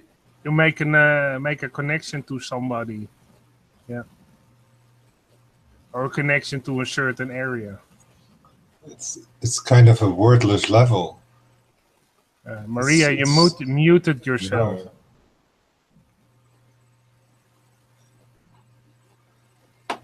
You're still muted. Yeah. You scan people. You know, you scan buildings where you can't see. You like right now, scan your neighbor's building. You know, just in your mind. You know, just scan it. You know, just scan it. You know. Mm-hmm. I mean, you know, you might not know anything, but later on you might know something might come up, you know, where you know something. And I believe that, right? Do you guys know the Long Island medium? Mm-mm. No? Yeah. She's is called... that woman with the blonde hair? Yeah, she's really wild, actually, but she's very good. Teresa Caputo, that's her name. And it's not on that often, and I hardly actually I don't watch any television, but my mom always calls me when she's on, and then I turn it on because she loves her also, and she's a really good psychic. Oh yeah, you have good psychics, but you also have to be aware there are a lot of fake psychic people who are in there for the money. Mm-hmm. And they're not actually psychics. They're not actually psychics. They are evil people who just want to earn a lot of money, and they only do magic tricks that looks like they are being psychic, but they actually are. Is there someone here with a J? Is there a spirit here with a J, a John, Joe? Those people. Yeah. Well, when you watch her, you know she's for real. Yeah, indeed. The real psychics you can easily identify, but I just want to warn people. I put a video out about a psychic on the channel where she was regressing people, and this was about 8 years ago. So of course I would have been younger then. So she was talking about the ages, and it seemed that people in their sort of 60s and 70s were the first wave that got sent. And what they got was they got a calling which said that they needed to come to Earth to save it. and everybody said the same thing to her, that they had a calling or they wanted to come. And then the next wave then would be I heard that. sort of, like say 50s down to 30s or even 20s. And then the third wave would be children, but they're now. Dolores Cannon said that, right? Lady with Dolores white. Cannon said that. And I was like, wow. And everyone knew when they were regressed said I had a calling. Mm-hmm. Oh, Dolores Cannon, yeah, I know that. So, That woman. She was on you have a certain channel. Convoluted Universe. Yeah. Yeah. You also have another channel with psychic people. It also, I think antennas. And that means probably all of us, we're all with the antennas. The first wave got sent and they were a bit like, don't want to be here. They've come from source. And they just don't want to be here. The second wave, they just got sent here because there had to be a first wave. And the second wave are antennas. And then the third wave are the ones that are the children that will save the world. That's what she said. Have you ever heard of, I forgot, sorry. Oh, We're Marlena's back on track. Sorry, I ended up having to change the little boy. Okay, so where were we? Oh yeah, the 6th and 7th. Okay, so your sixth sense is ESP, extrasensory perception, right? Your sixth sense deals with knowing things before they happen, reading people's thoughts, which is possible for everybody. Like, you know what someone's going to say next. People think it's like a coincidence. I don't believe in coincidence. Not one bit. Yeah, I do that all the time when people try to, like I said, when I do a cartoon, I say, nobody has permission to take this idea. Nobody has permission to know this secret about me. I always like, you have to block yourself because people will try to figure it out and they do it unconsciously, Yeah, you can protect yourself in a lot of ways. Always think of light. If you think of just a light bulb, say, or think of just what light looks like. If you close your eyes right now and you think of a cloudy sky, now you think of the clouds separating and you see the sun come shining through and how bright it is. And now your sky is completely clear and all you see is the sun with your eyes closed. You see the sun perfectly. Beautifully, flying over us. Right. Marlena, So that, Marlena, you just said what you said about what it is. I would have put it like, I can see into people. Whether it's I feel them, I know what it is, I see into them. Mm-hmm. Yeah. If they let you. Yeah. Oh yeah, I remember Doris Cannon, what you talked about. She was on the Project Camelot channel. They have a lot of people like Dolores Cannon who talk about their perspective on the world. Sedona Journal too. I used to get a long time ago, but I don't know. I don't do it. I didn't do that anymore.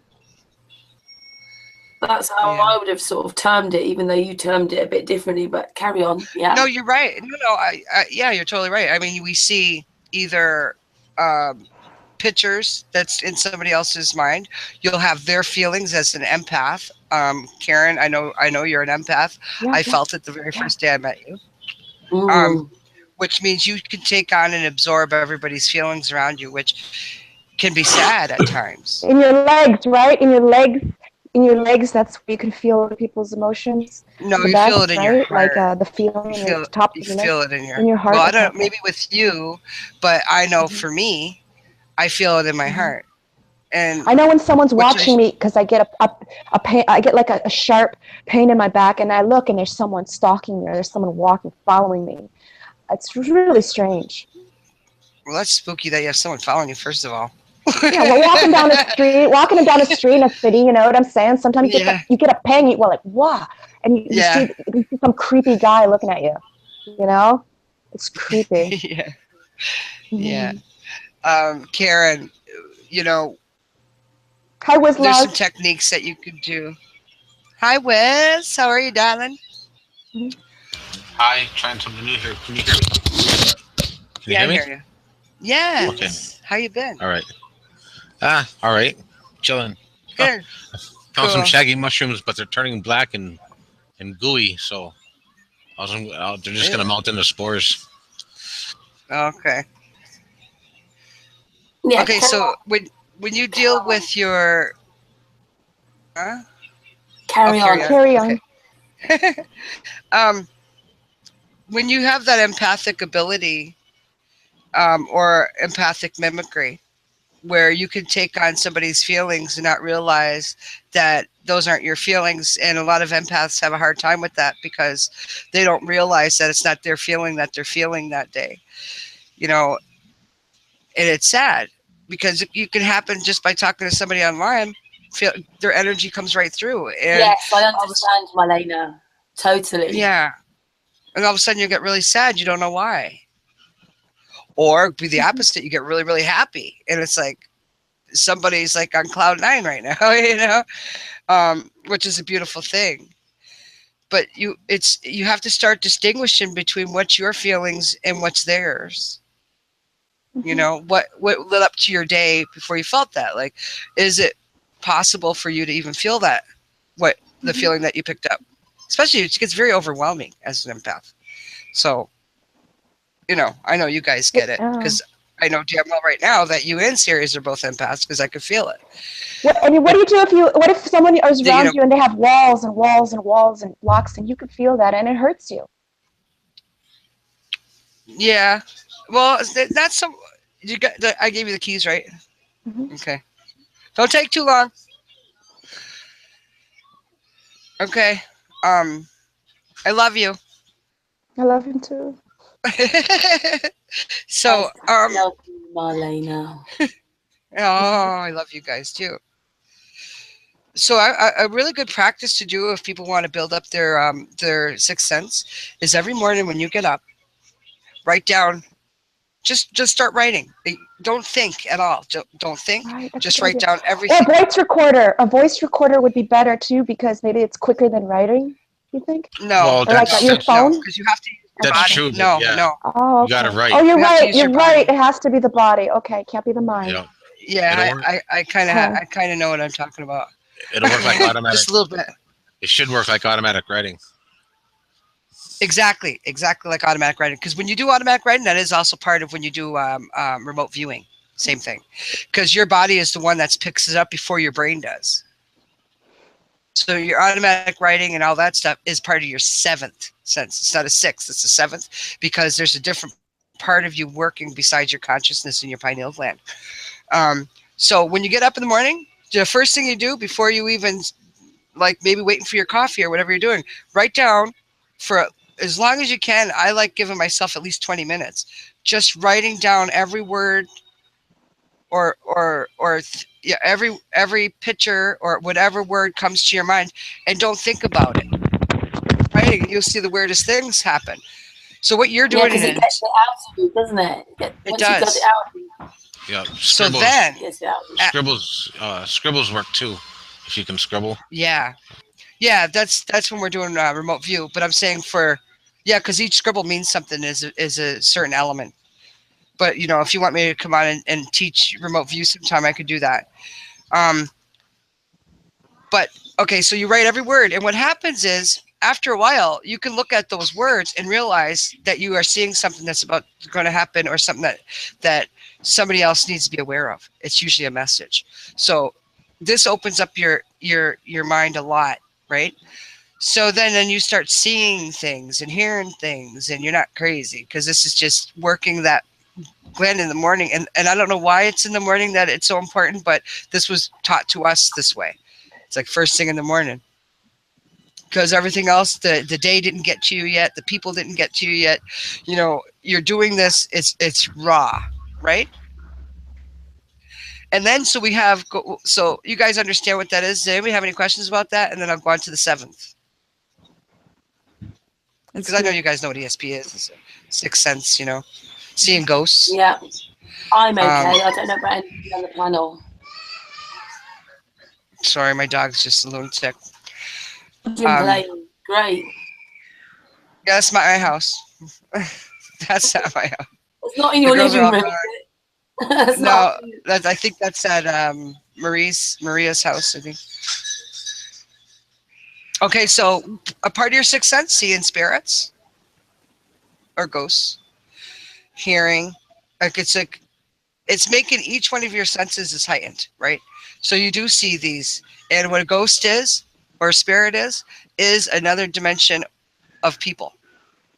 That's basically what that is, and you're able to peer through it even with your eyes closed. I don't know if you guys ever experienced this, but sometimes you wake up too suddenly and you can see with your eyes closed.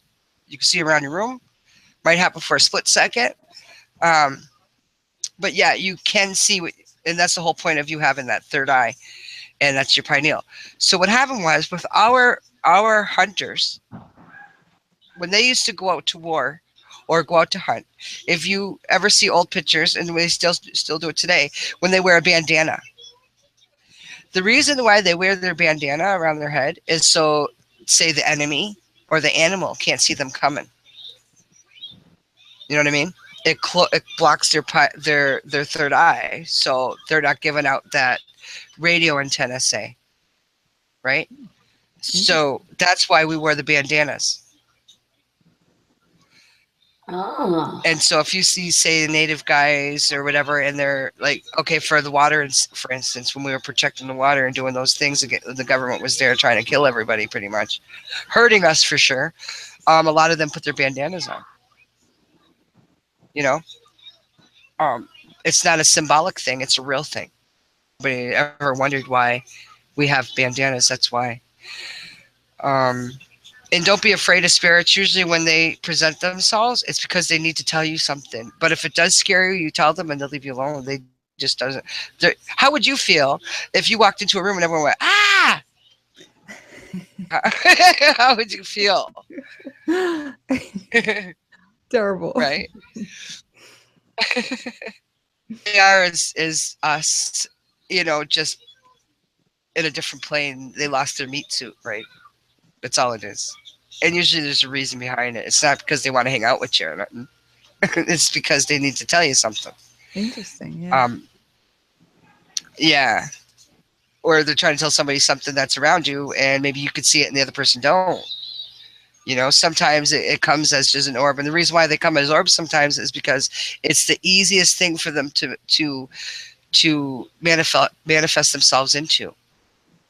Purposely or not, it's just easiest to combine for visual effects, that is, right, to make themselves into a ball. Yeah, I don't see them, but I hear them. Yeah, I hear them in everybody and in everything. Mm-hmm.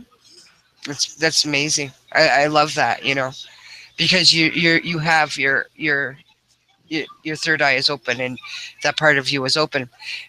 You have to take away all fear and all doubt out of your mind. Everybody, you take out, even if it's that little bit, am I doing this? That right there is a doubt. Really put yourself at your 0 point where say you're starting to try to ascertain, oh, I can't do this, or you have that little thing is going to stop you from doing anything just by saying that word can't, because you're putting that doubt inside your own self.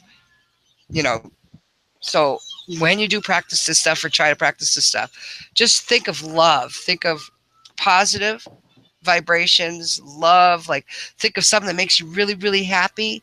And this is the basis for every single thing in love, for everything, no matter what you're doing. That's the basis. If you're going to manifest something, it's all about love and positivity. It's like this vibration is wide. Like if I was going to draw it, I would draw a wide band. Okay. If I was going to draw a negative vibration, I would draw a very compressed, well, not thin, but thick band. You know what I mean? But it would be compressed like ice or something, right? Like that. I'm just trying to give a visual of what I would think it would look like if we could see it. So when you're happy, you're opening all that up, and that's when people see the most things, is when they're happy, and they experience the best manifesting and all this wonderful stuff that happens in their life. It's because they're doing it positively. And just like, you guys heard, you say that you bring this stuff out, the universe brings it to you. It happens because we are the creators, and we're always going to be the creators. Right now, this is my, like where I'm sitting in my house, and this is my universe, right? Mm-hmm. Where's yours is yours, and it doesn't matter. Yes, there's a powerful exercise you can do where you focus on what bothers you the most, and then you focus on how would you feel if you didn't feel that, and then you focus, and if that were totally gone from your mind, how would you feel? And then the Yeah, rush but of joy comes in, and then that's supposed to propel you to that reality. that's a different technique to use. Yeah. But we don't focus on the negativity, even if it's a negative. We don't focus on that. I mean, other people like the way that Right. you describe it. Probably a lot of people do it that way, but we don't. We don't ever focus on anything negative because it doesn't help, and it takes you back a Yeah. step. Only because you don't want to have those feelings going through you when you're trying to be happy. So throw the True, shit yeah. And away. if you Take what you need. if something really hurts you, you just say, you have to question it. Like, is it true? Is it really true? Like, is this really true? And you know what? It's probably not true, and you're probably just imagining it. And then, right? Well, it's your ego, right? Well, Mostly that every too. time you get hurt by anything, it's your ego. That too, but you got to remember, subconscious mind takes everything literal. So with Exactly. Marlena saying that you So have to cool. keep everything positive, that's the way it has to be, because It does. any kind of negative, any kind of hindrance, even your words you use it every day. You're constantly opening doors and shutting them. You're building up walls, opening windows, and shutting them again, because the words, the subconscious mind takes everything literal. So you need to really, like Marlena's saying, you really need to be on that positive energy. Yeah. Thank you. Yeah. Nothing is a problem. It's only a challenge. Yeah, definitely. Because, even if you put the word can't in somewhere, it's going to say, okay, you can't. Fuck it, you can't. You know what I mean? Like, and then you don't realize it. And then that builds up like a seed in your mind. And then later on, you're not even going to realize why you can't do something. It's because, well, a few weeks ago, you told yourself you couldn't. Try it. You're not going to be able to do it only because you had put that in your own mind weeks ago, Right. So breaking that, going crashing through your ego, it does take time, but everybody can do it. I still have my moments where I let things get to me. I mean, I'm still in this meat suit that makes me do that shit. You know what I mean? Until I'm free of this crap. Meat body. That's With hormones, and you go in heat, and you go crazy. You get PMS. It's terrible. Mm-hmm. And we're hungry. You get hungry. Mother Earth does too. Yeah. Always keep yourself nourished, right? Always feed yourself. It's important to have vitamins and stuff in your system. Talked about is like where we need to be, and then the whole of society today is telling you to do something completely different, isn't it?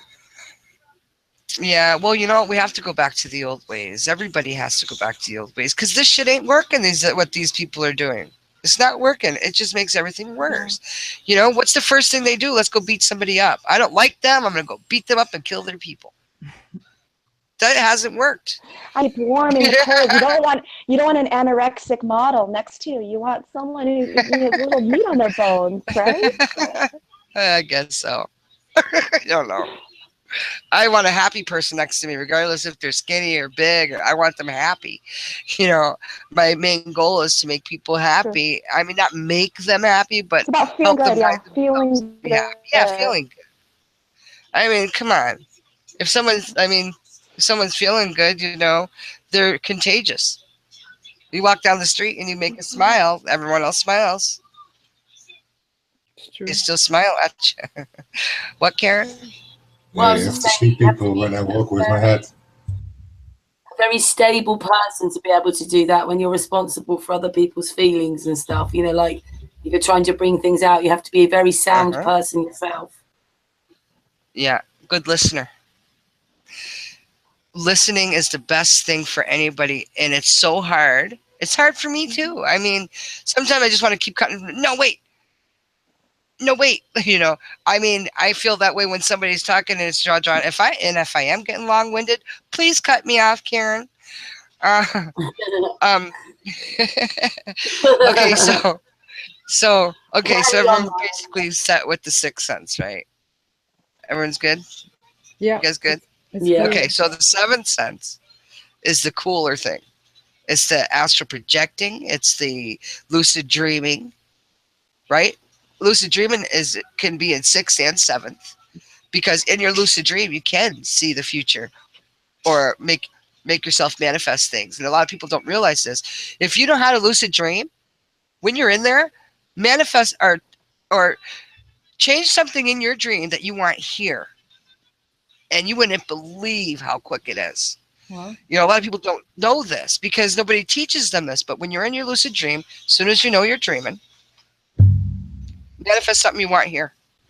You know, even if it's a new car, even if something like that, because it works even quicker than when you're awake. And it's really strange like that, but it works like that. And I read somewhere to get the lucid dream, you have to lay still on your back for 10 minutes. Is that correct? And not move at all? Nah. Do what's comfortable for you. I mean, like with me, well, I've always done it, right? And it's so funny, and other people heard me say this story before, but we dream jump in our culture, where we jump from dream to dream to my dream. I jump with my sister, then we jump and go see my mother, stuff like that. Okay? When you lucid dream, it's where you're comfortable how you sleep, Lydia. Like, you don't have to lay completely still. That, when you're doing that, is when you want to astral project. You have to be completely still. Okay. Your body has to be at total rest for your sense to rise up, because it is your sense, and it is a lot of your imagination. You start using your imagination. Okay, this is what it's supposed to look like.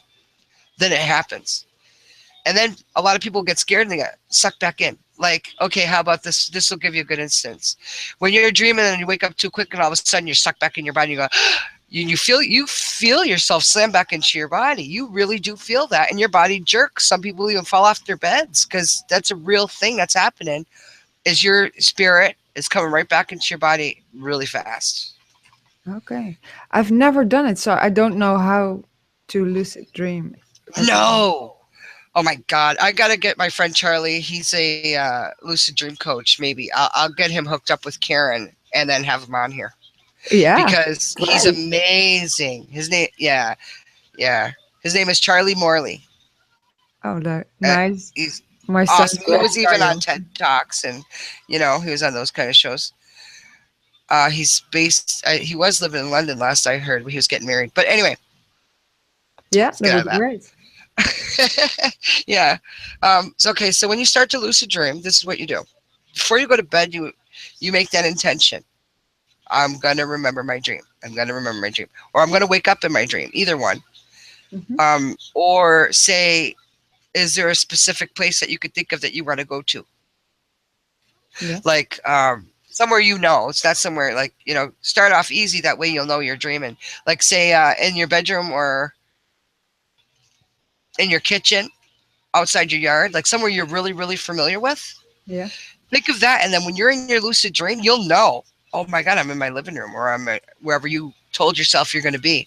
So then you lift your hands up. It's called a reality check, right? Mm-hmm. Lift your hands up. You look at them. You look at the front. You look at the back. So before you go to bed, do this.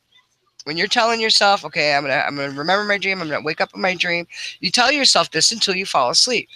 But before you shut the light or whatever, you look at your hands. Look at them in the front. Look at the back. And do that 3. Put them down to your sides. Put them back up. Look at the front and back. Do that 3 times. Yeah. Then, when you're in your dream, and you get to wherever places you told yourself that you'd remember, you will, because your consciousness and your subconscious work together like a little team. So, as soon as that happens, look at your hands in your dream.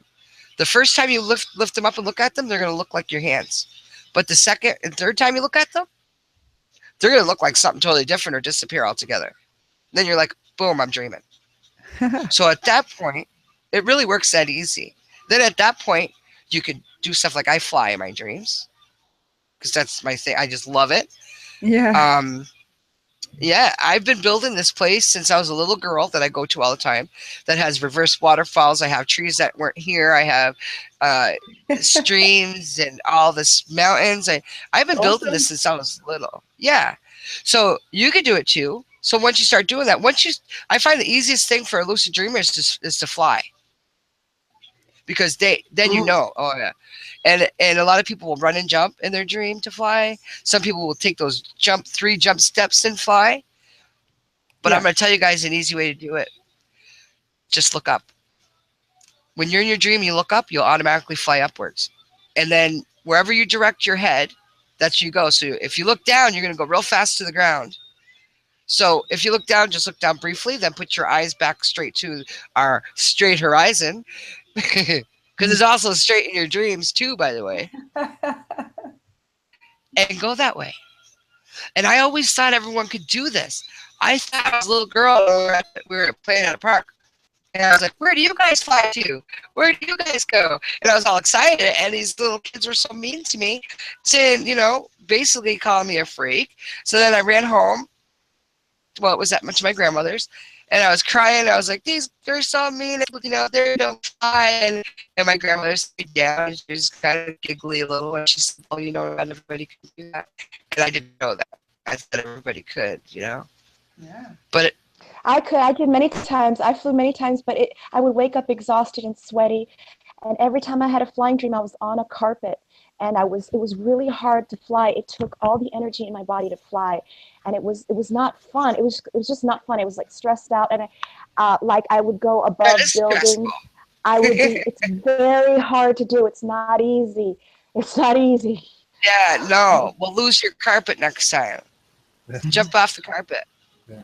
Oh, when I dream when I was flying, I always flew to the lowest building. Then I got on top of the lowest building. Then I flew to a higher building. Then a higher building.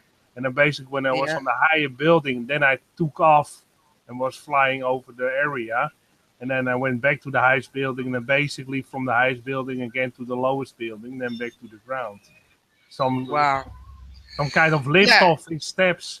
Then I was flying, and then when I was done flying, I got back to those steps again to actually go to the ground again. And it's always like that when I fly. I always get from a lowest building to a higher building and then take off. Yeah. Well, you know what? That's because you still think you're physical. Okay. So when you're doing that, because obviously you're flying if you're going onto these buildings to go fly. You know this. Yeah. So next time, just lose the buildings. Remind yourself when you're dreaming that you're not physical. Mm-hmm. Because that's what holds us down. That's that limit we talk about, right? Limits. Yeah, indeed. Yeah, I can remind a kind of jump and then hanging as if your arms are hanging in a bridge. And then you fly through the air. Yeah. Things are carried away or something. And then in the direction you want. Yeah. You just look and you go to wherever you are. One of the girls in my chat room, in her dream, she'll draw the map. It's like she was saying she'll draw the map of Florida on her floor in her dream and then jump in it. And then all of a sudden she's flying in it at that place in Florida. You know what I mean? I mean, that's pretty cool too. That's totally different.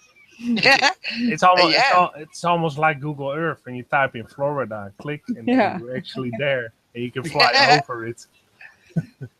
Oh, that's interesting, eh? To think about it that way. I like to try fly beyond north and south to figure out what the hell there is. Do you guys want to tell me more? Yeah. Let me tell you a really cool experience I had. Yeah. Okay. So I was flying up. My lucid dream ended up turning into an astral projection. And I was flying. In my dream, I said, I'm going to go straight up. So I kept going straight up. And I looked down and I could see our plane. And it looked just like the turtle's back, like I was taught growing up. And the reason why I'm saying that, it doesn't look like a turtle before people, it's not like how the East Indians talk about Turtle Island and they're on the four elephants thing. It's not like that for us. It looks like a turtle's back because of the way the lands are separated. All these other lands, not just what they told us was here, but the other ones. Okay, it looked like that. But I kept going straight. And then all of a sudden I crashed through water. And then I kept going. I came out. I was on this beautiful tropical place. And there is these guys, well, guys and girls, whatever, women standing there, and they were beautiful, and they were all wearing white clothes, and they were teaching. And so I'm walking up onto this beach, right, and they're all standing there, and there's like a gazebo, and they're all sitting on the gazebo, and then there's another little field, and they're teaching their children how to use their telekinesis, right? So the children are all like raising their hands, and this one little girl was having a hard time lifting up this one flower because some of them were lifting up different things. This one little girl was lifting up a flower, and there was a teacher there trying to teach them how to do this stuff. Plus all these other people it was really neat. So I went over and all I told her was giggle. I said, just giggle. And as soon as she giggled, she was able to lift that object, that little flower. How did you know that she had to giggle? I just knew. And same with those people that were there. I don't know them here. But when I was there, I knew them. Wow. You know, have you ever had a dream with somebody and you don't know them in this life at all? And then, but you know them every time you dream about them, you know who they are? It's something like that feeling. Oh, yeah, for sure. Right? I had the dream a couple of times, and it's a recurring dream. Sometimes it takes a couple of years, and then I have almost the same dream that I'm going fishing with somebody. Just a nice day of fishing and talking with that guy. I never seen him in my life, but I always go to that fishing place, and it's always a very happy, nice dream. And after we start fishing, we take the fish we caught to basically it's a gypsy community with all those cars. They have horses in front of them, those gypsy cars, and then we bake the fish, and they do make music and everything. And when they stop playing the music, I wake up. And that's a recurring dream I have. Very nice dream. I always end up very happy when I wake up from that dream.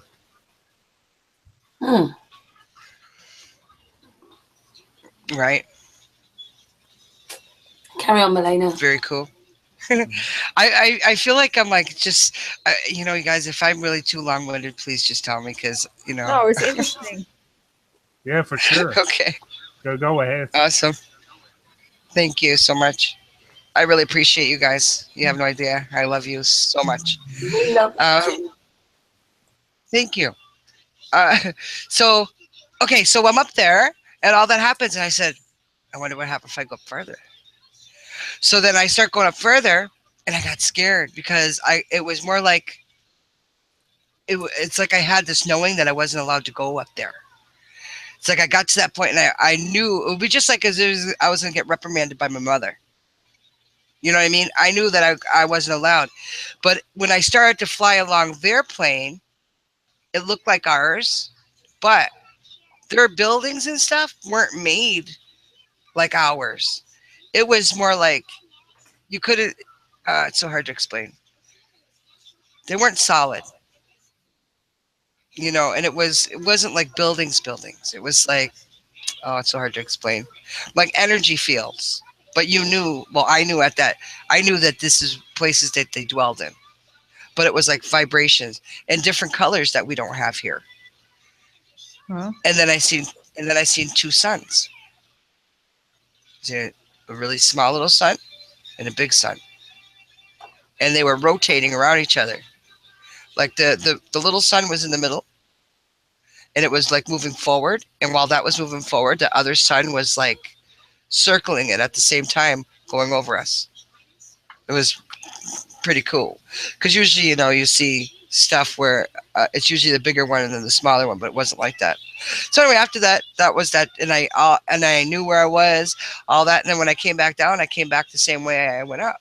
I ended up going through the water, coming here, seeing all our plane, and then being back here.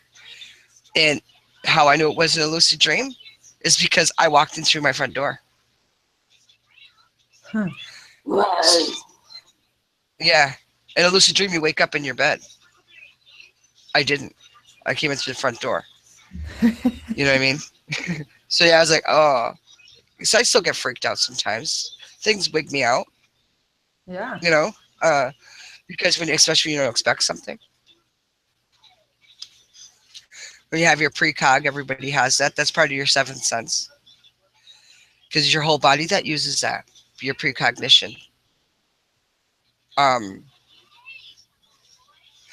It's very important to keep your body really calm when you do anything like that. Like when it comes to trying to do a precognition, or which I don't really recommend that. But the other stuff I do, like learning your ESP and your lucid dreaming and astral projecting, and because it's so beautiful and it's something that I wish that they didn't knock it out of everybody. It's like I don't understand why they made everybody stop doing that.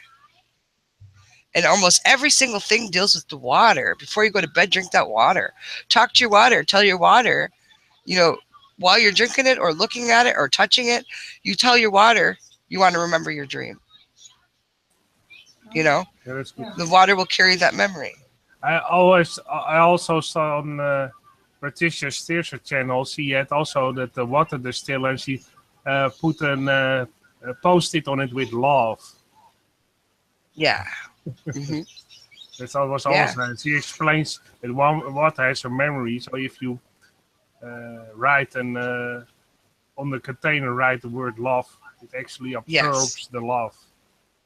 Yep, it does. And when you cook with love. If we walked into that kitchen, anybody in a bad mood, my mother was like, "Get the hell out! Get out of here! Get out of my kitchen!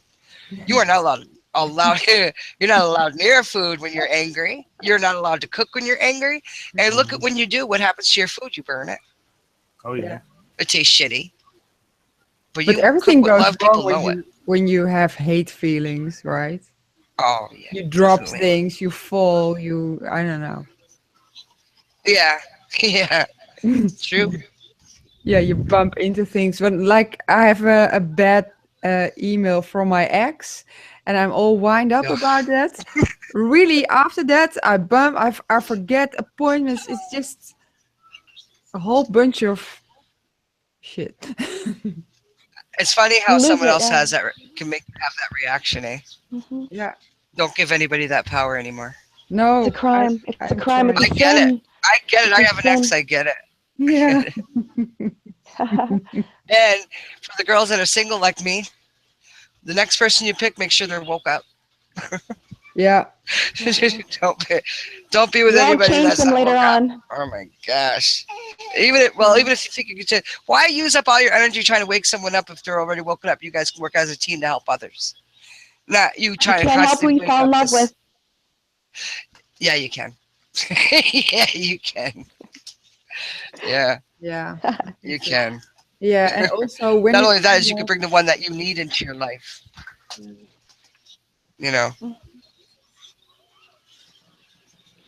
The first person that shows up for some people. The first one they bump into at the bar. Right? Yeah. That's why when they drink alcohol, they're drinking spirits because they're drinking bad spirits.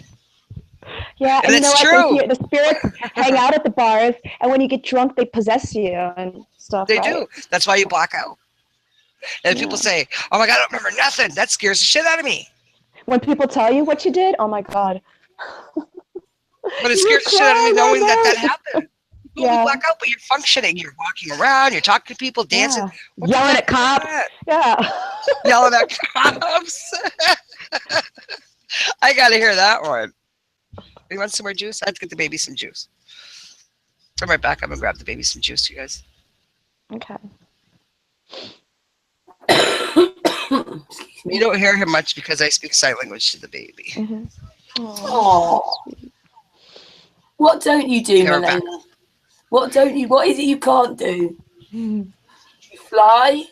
I can't stop the government from fucking everyone over right now. I want to give you that power. Yeah. But if we talk I heard in California, it's really bad. It's really bad in California. The power. People, yeah. It's changing. It's changing. I have faith, and we're here. Mm-hmm. Yeah. We weren't here before. So we came together. We're coming together on a spiritual level as well. We are.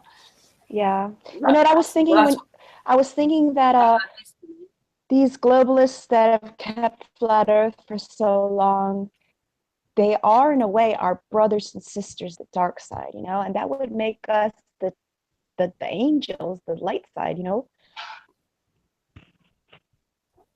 because they know too, right? I mean, everyone who's a flat earther are kind of like brothers and sisters in a way. We all know, right? Yeah. Who's And got it's the just M's on their uncomfortable. hand? Who's got the M? Yeah. Well, I know that Artie's does. I know that Patricia does. I know that Marlena does. I know that Chris does. Could have them. What about you, Lydia? What about you, I don't know Maria? what the Which question is. I didn't get it. palms of your hands and slightly crunch them, and do you see M's in the middle of your hands? Yeah, M's. you already asked me. Yeah, I do. I thought Yeah. everybody had them, but you told me that that's not true. Yeah, who in the chat room's got M's on in their hands? You'll have one in your left hand and one in your right. It looks like Zorro's gone. Whoosh, whoosh, whoosh, whoosh. Both hands. Santos has got them. Do you have them, Maria? I can't see. Yeah. I see them. Yeah, she's got them. Kind of makes you wonder, right? M&Ms, they melt in your mouth, not in your hands. Mm-hmm. Spooky. Dan says he's got them. I mean, you're from the family of Yashua. So we're all, those that have got M's means we're related. I suppose we're all related, aren't we? Anybody have any messages to the flat earth people watching or going to watch in the future, or to our future selves watching? Didn't think about it like that. This will always be in someone else's present. Past. I love the Mhm. Ubuntu movement. I think everybody should check that out. Yeah, we know about the Ubuntu movement. Yeah. If only it would really work that way, it would be perfect. You asked, the reason why that a lot of Native people are artists and musicians and stuff like that is because we do the whole opening your Akashic Records stuff, your cell memory, and learning what your ancestors did before you, because it's already inside you and it's really easy to do. And then once you start doing that, you're not going to remember, say, the lessons they learned to learn the guitar or whatever, but you'll remember the feeling they had when they did it. And then that's all the motivation you need. And then all of a sudden you're really good at things, because anybody could do it. Everybody could do it. I say Akashic because a lot of people, that's what they familiarize themselves with, that certain word. Ours is a different word, but the library, right? Like a library of all knowledge. it is a library. Yep, it's a library. It's your own knowledge, and it's all your ancestors, and like I said before, all our cells and stuff comes from other people. So then their memories are in ours. I mean, I had a memory of something that happened that I wasn't even there, but it was my mother's memory, and she told me, "No, that didn't happen to you. That happened to me." And it was like, "Oh, okay," But open up your library, and each book is a certain thing that happened to somebody else, and it's amazing the things that we could do. And this stuff was all, suppressed for some stupid reason. And they've done it again with television and all these other things. Mm-hmm. The ones that sit in front. I bet you don't watch telly, do you, Marlena? Well, the only thing I put on is learning stuff for the baby. But no, I don't watch television. I don't watch the news. I don't listen to any of the bullshit, because most of it is just fear, and fear is their currency. You wonder why they're making. It's not money. They can make all the money they want. It's not money. It's all lies, it's too. the fear. It's agenda. Yeah. So the fear is their currency, you guys. Remember Be aware. that. So the yeah. more you feed into it with the being scared and afraid and all this bullshit, just stop watching it. Yeah. Really. They're just controlling you. You're a zombie. And But sometimes I watch it because I wanna get to them. I wanna figure out who's behind this, and I wanna I definitely figure out who's behind all this fake stuff. Maria, and you don't need to know that shit. You really don't. Well, there's evil running. There's evil You know running what the you're world. doing? You're feeding your energy into something that you don't need to be feeding yourself into. Instead of doing that, change it around and do something for yourself. Yeah, do something positive for yourself. Even if it's drawing a picture or making yourself your favorite meal, or having a say, if you like having a glass of wine, do something for yourself. instead of feeding that energy, because all your energy is getting sucked right into it. You know what I mean? And then you feel shitty after, and you wonder where your good feelings went. Well, they went with them. You know. Yeah. You know what I mean? Yes. So is there anything else I need to clarify, Karen? Have you finished explaining that then? So you've said that all you want to say on that bit. Which part? I'd like to, Chris, I'd like to go say on. something, but I'm sorry. Go ahead. Go ahead. I used to always try to put a mirror on the ground, with the reflection up to the sky, and I would look down into it, and that's how I used to try to fly. So when you mentioned that one about drawing Florida and then jumping into it, it brought me back to that mirror, and that's how I used to try. I've even tried taking a leap of faith, so to speak, and step on the mirror thinking I'd right through, Mirrors freak me out. I don't know why. There's something about mirrors. I don't know what it is, but they've always, you go into most Native people's houses, they don't have mirrors. And we would never have any teachings about it.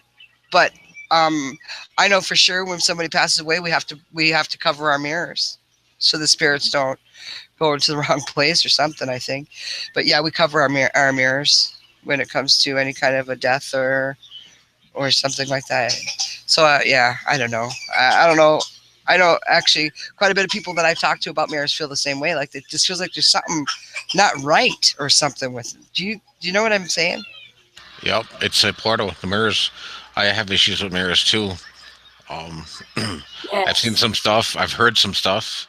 Matter of fact, I downloaded some videos, some streams. I'm going to spice it all together. Mirrors pointing at each other, do you? Because they cause things. Mirrors are a type of portals. I think that. Same with the Ouija board. Cause I used to sit in front of the mirror with a Ouija board. What the hell do you do that for? You just hold on. Just hold on. I'm telling you, it's a telepathic device. It's a telepathic device. So I would move the thing around to talk to my reflection, and I would wait for my reflection to talk back to me, moving it around on the reflection side. Of course, that never happened. But yeah, mirrors are. I also say that if we set up a time, and I say, okay, you sit in front of the mirror at this time, and I'll sit in front of the mirror at this time, knock and it shall be opened. I should be able to communicate to you through the mirror. That's how that works. So.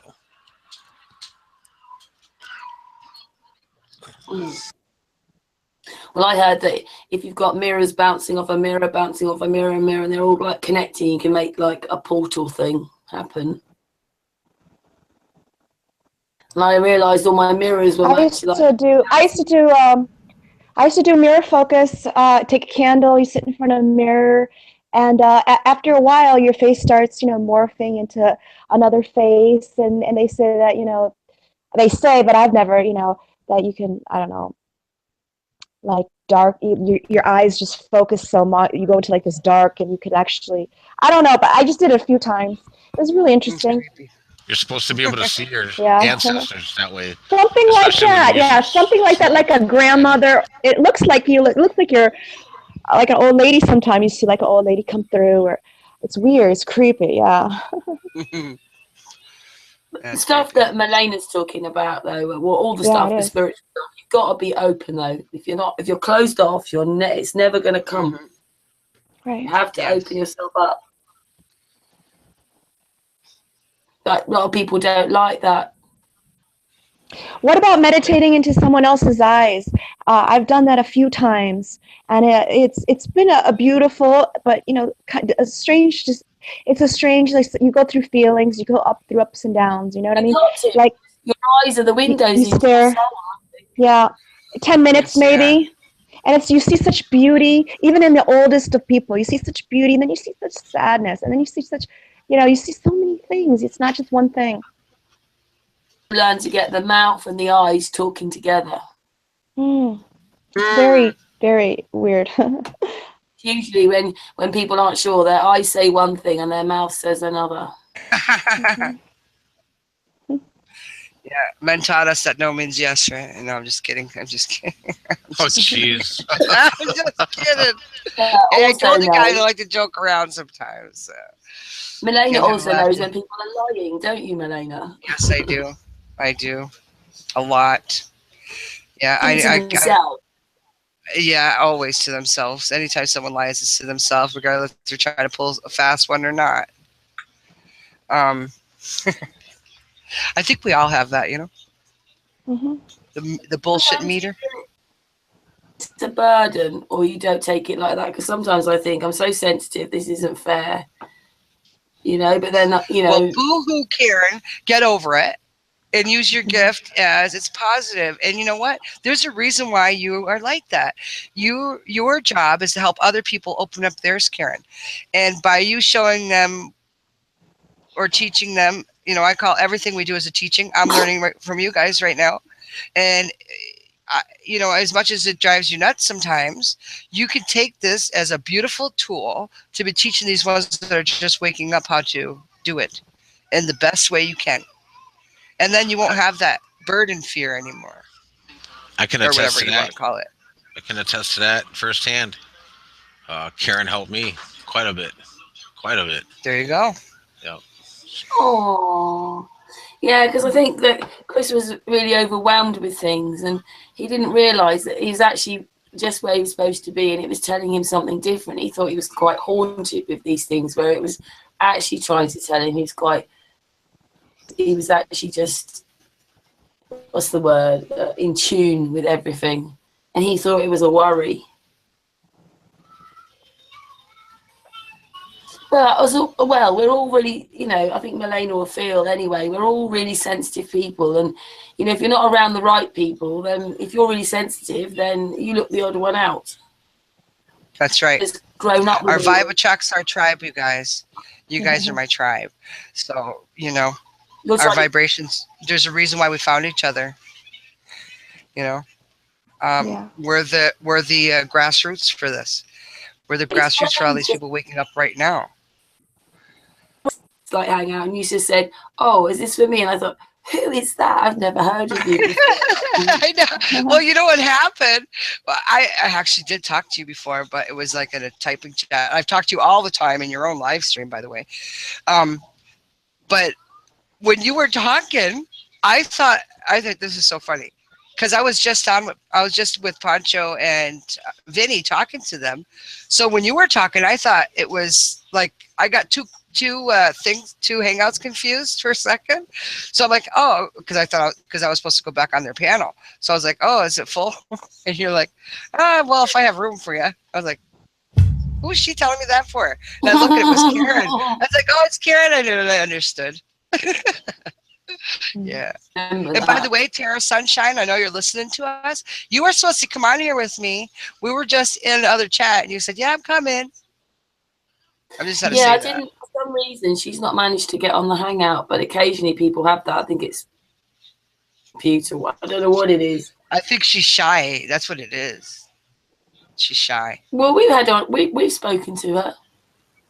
Yeah, she's shy. Tell her to get in here then. I also happened that happened to me. Yeah. I wanted to get on the hangout, and after the fifth try, it worked. But oh, really? Yeah. That's for some shitty. reason. Yeah, it's a bit like that sometimes. Karen sent me the link. I clicked it, and I wasn't getting on. So restarted my computer, restarted it again, and after the fifth attempt, it worked. Very strange. Yeah. Wow. Well, Tara, try again another 2 times at least. Mm-hmm. Yeah. Or 3 or 4 times. Yeah. So to let everybody know, a lot of people don't realize that I'm born and raised a flat earther. In our community, it's not even a thought. It's not something that's discussed because it's something that we already know, and we don't talk about it because it's already there. It's not, of course we're taught it when we're little. But it's not something. Did you ever get confused even, when you went to a mall and you saw all the space stuff and you were like, No. Mom, what is that? Nope. Were you like, or dinosaur? Were you like, Mom, what is that? What did your parents say? listen. Well, I thought that those were just for aesthetic reasons. I thought the Oh. reason why they put them on a globe was easier to look at a map when it's, if you could spin it around and stuff like that. But when I showed, like, watch movies or whatever that had them in there, I just thought it was sci-fi Right. because it is sci-fi. Yeah, we're It is jealous sci-fi. of you, Marlena, because we didn't grow up like that. Yeah, and I'm jealous in the sense that I can't debate with people, and they always try to trip me up, and I'm easily tripped up because I can't. I didn't grow up knowing no. It's so hard to say it without. Well, okay, I wasn't brought up thinking that we're spinning around on a ball 1,000 miles an hour, hurtling through space. Okay, because it's so absurd. But when I did find out about it, I was like I told you before, Karen. I was 15, 16 years old, and I thought it was a joke. I mean, I was laughing. I was like, no, get out. People really believe that shit. But guess what, Marlena? You're right. You were right. It is a joke. Yeah. But to get a bunch of people, you know why they did that, right? So that you guys don't, or people don't try to travel to other lands. There's 27 other lands. The gold. And we're in the middle. And then where there's 27 around us. If you guys watched a show the other day when I was on with Ceres and I always say your name wrong. Ceres and Karen Lydia. and Lydia. He showed some pictures of how he thinks it looks, and it's the one we did with the turtle is almost pretty much spot on, but about how ours looks like, because it is little like a honeycomb back of how the turtle shell looks in the hexagon, and there's an opening for each one, and we are allowed in these other places, but for some reason the government all of those countries put the treaty up so we can't go there. And the reason why we can't go there is because they don't deal with money like we do. They don't harvest the shit out of our people and their land like they do on the other places. They don't do that there. And if the government knows that we know this, who's going to want to stay here? Right. If we have free travel, who would want to stay here? If we can go somewhere where it's abundant for everything and everyone takes care of each other like we're supposed to. Our main thing is we're supposed to love each other. And look what happens when we join together loving each other. Look what happens. They cause something so everybody divides. Mm-hmm. They do. They'll cause a black against white thing. They'll cause even the native people against this and that, or having some kind of bizarre shit happen, like the towers, 9/11, that kind of shit. And I'm a humanitarian, okay, you guys. When something happens, I go. When the earthquake happened there, I was there for 3 months. I did my part, and I believe that all of us have to do this because this is what we're here for, is to help each other. So I was there. I helped. We saved a lot of children. And it was a very long 3 months to live that way. And if I didn't have responsibilities back here, I would have stayed there. One of the girls that came with me, she never came back. She's still there helping out with those children at the orphanage that we built. Well, I can't say built. The house was there. It was one of our friends' house that never crumbled in the earthquake. He let us use his house to turn it into an orphanage. And right now we have 86 children there. Still. Amazing. And every few months I buy them their their stuff. Sorry. No, because of the diseases, because of dead people, I didn't. But my children have traveled. My son right now is on his way to Thailand. But he just came back from, oh my God, he traveled all the place. He just came back from, I got to think about the place now. He went to so many places. Oh, but your Anyway, he was in all South grown America. up. That's what you're saying. Yeah, my daughter's in her second year. She's going to be a neurosurgeon. Did you fly him there, Marlena? That was a joke. Did I fly my son there? I wish I did. No, but he travels all over the place. He does all this wonderful stuff. He's a videographer, and he shows the beauty and stuff. Nice. But yeah, he was just in Indonesia, and yeah, I'm proud of my kid.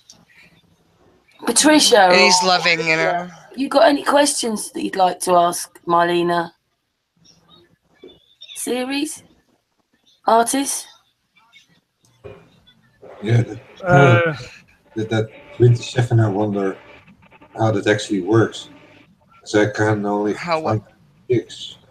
And how that then, is it then, you say 27 around us, so it makes up in total 28. What? You just totally lost me. 27 lands. Okay, you know how ours looks like? You're Oh talking yeah, I about our was land, right? speaking of what I was thinking of 27 squares, Right, making up the whole fifth-dimensional circle right. in Yep. hyperdimension. Yeah, and then each one of That's these people, right? Each one of these people have certain gifts for themselves too. There are the land of the giants. There are the little people. They're on a different plane. Um, and I say that like their vibration is so high, that's why we don't see them.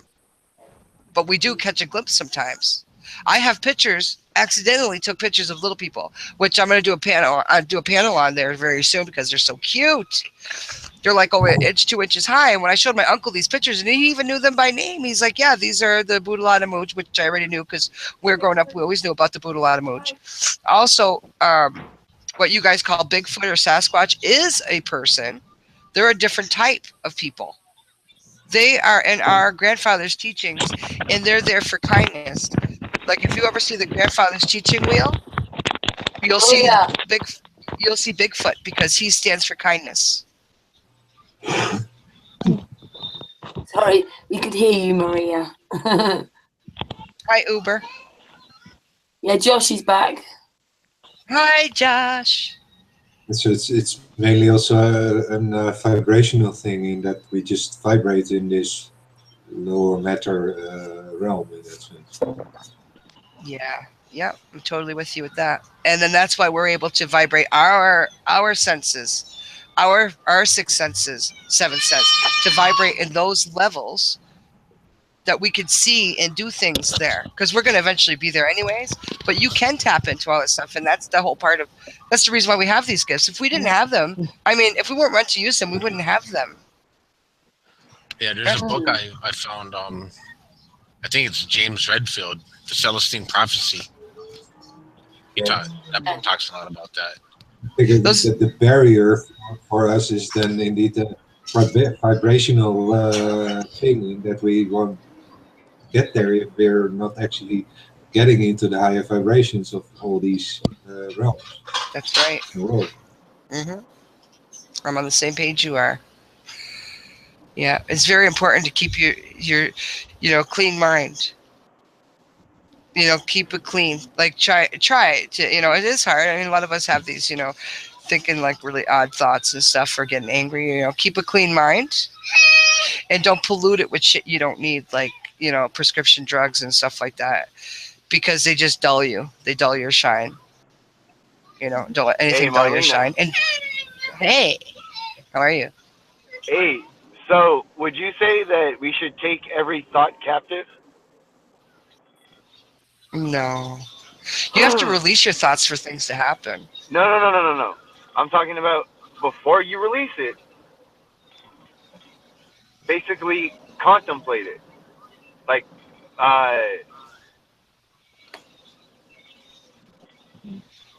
maybe captive isn't the right word I'm looking for then.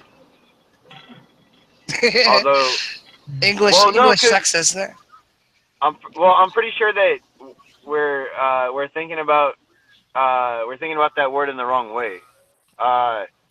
Because I mean, you can have a captive audience. Like, it just means that they're focusing their attention on it. Right. Mm-hmm. I'm trying to understand. Unless I'm missing something with the English language. I get it. I get what you're saying. It is English language for me because when you speak my language, one word, by changing one vowel or putting it in a certain spot, can change a whole story. One thing can mean a whole paragraph. So speaking English. Yeah, I know exactly what you mean. That's as bad as Hebrew.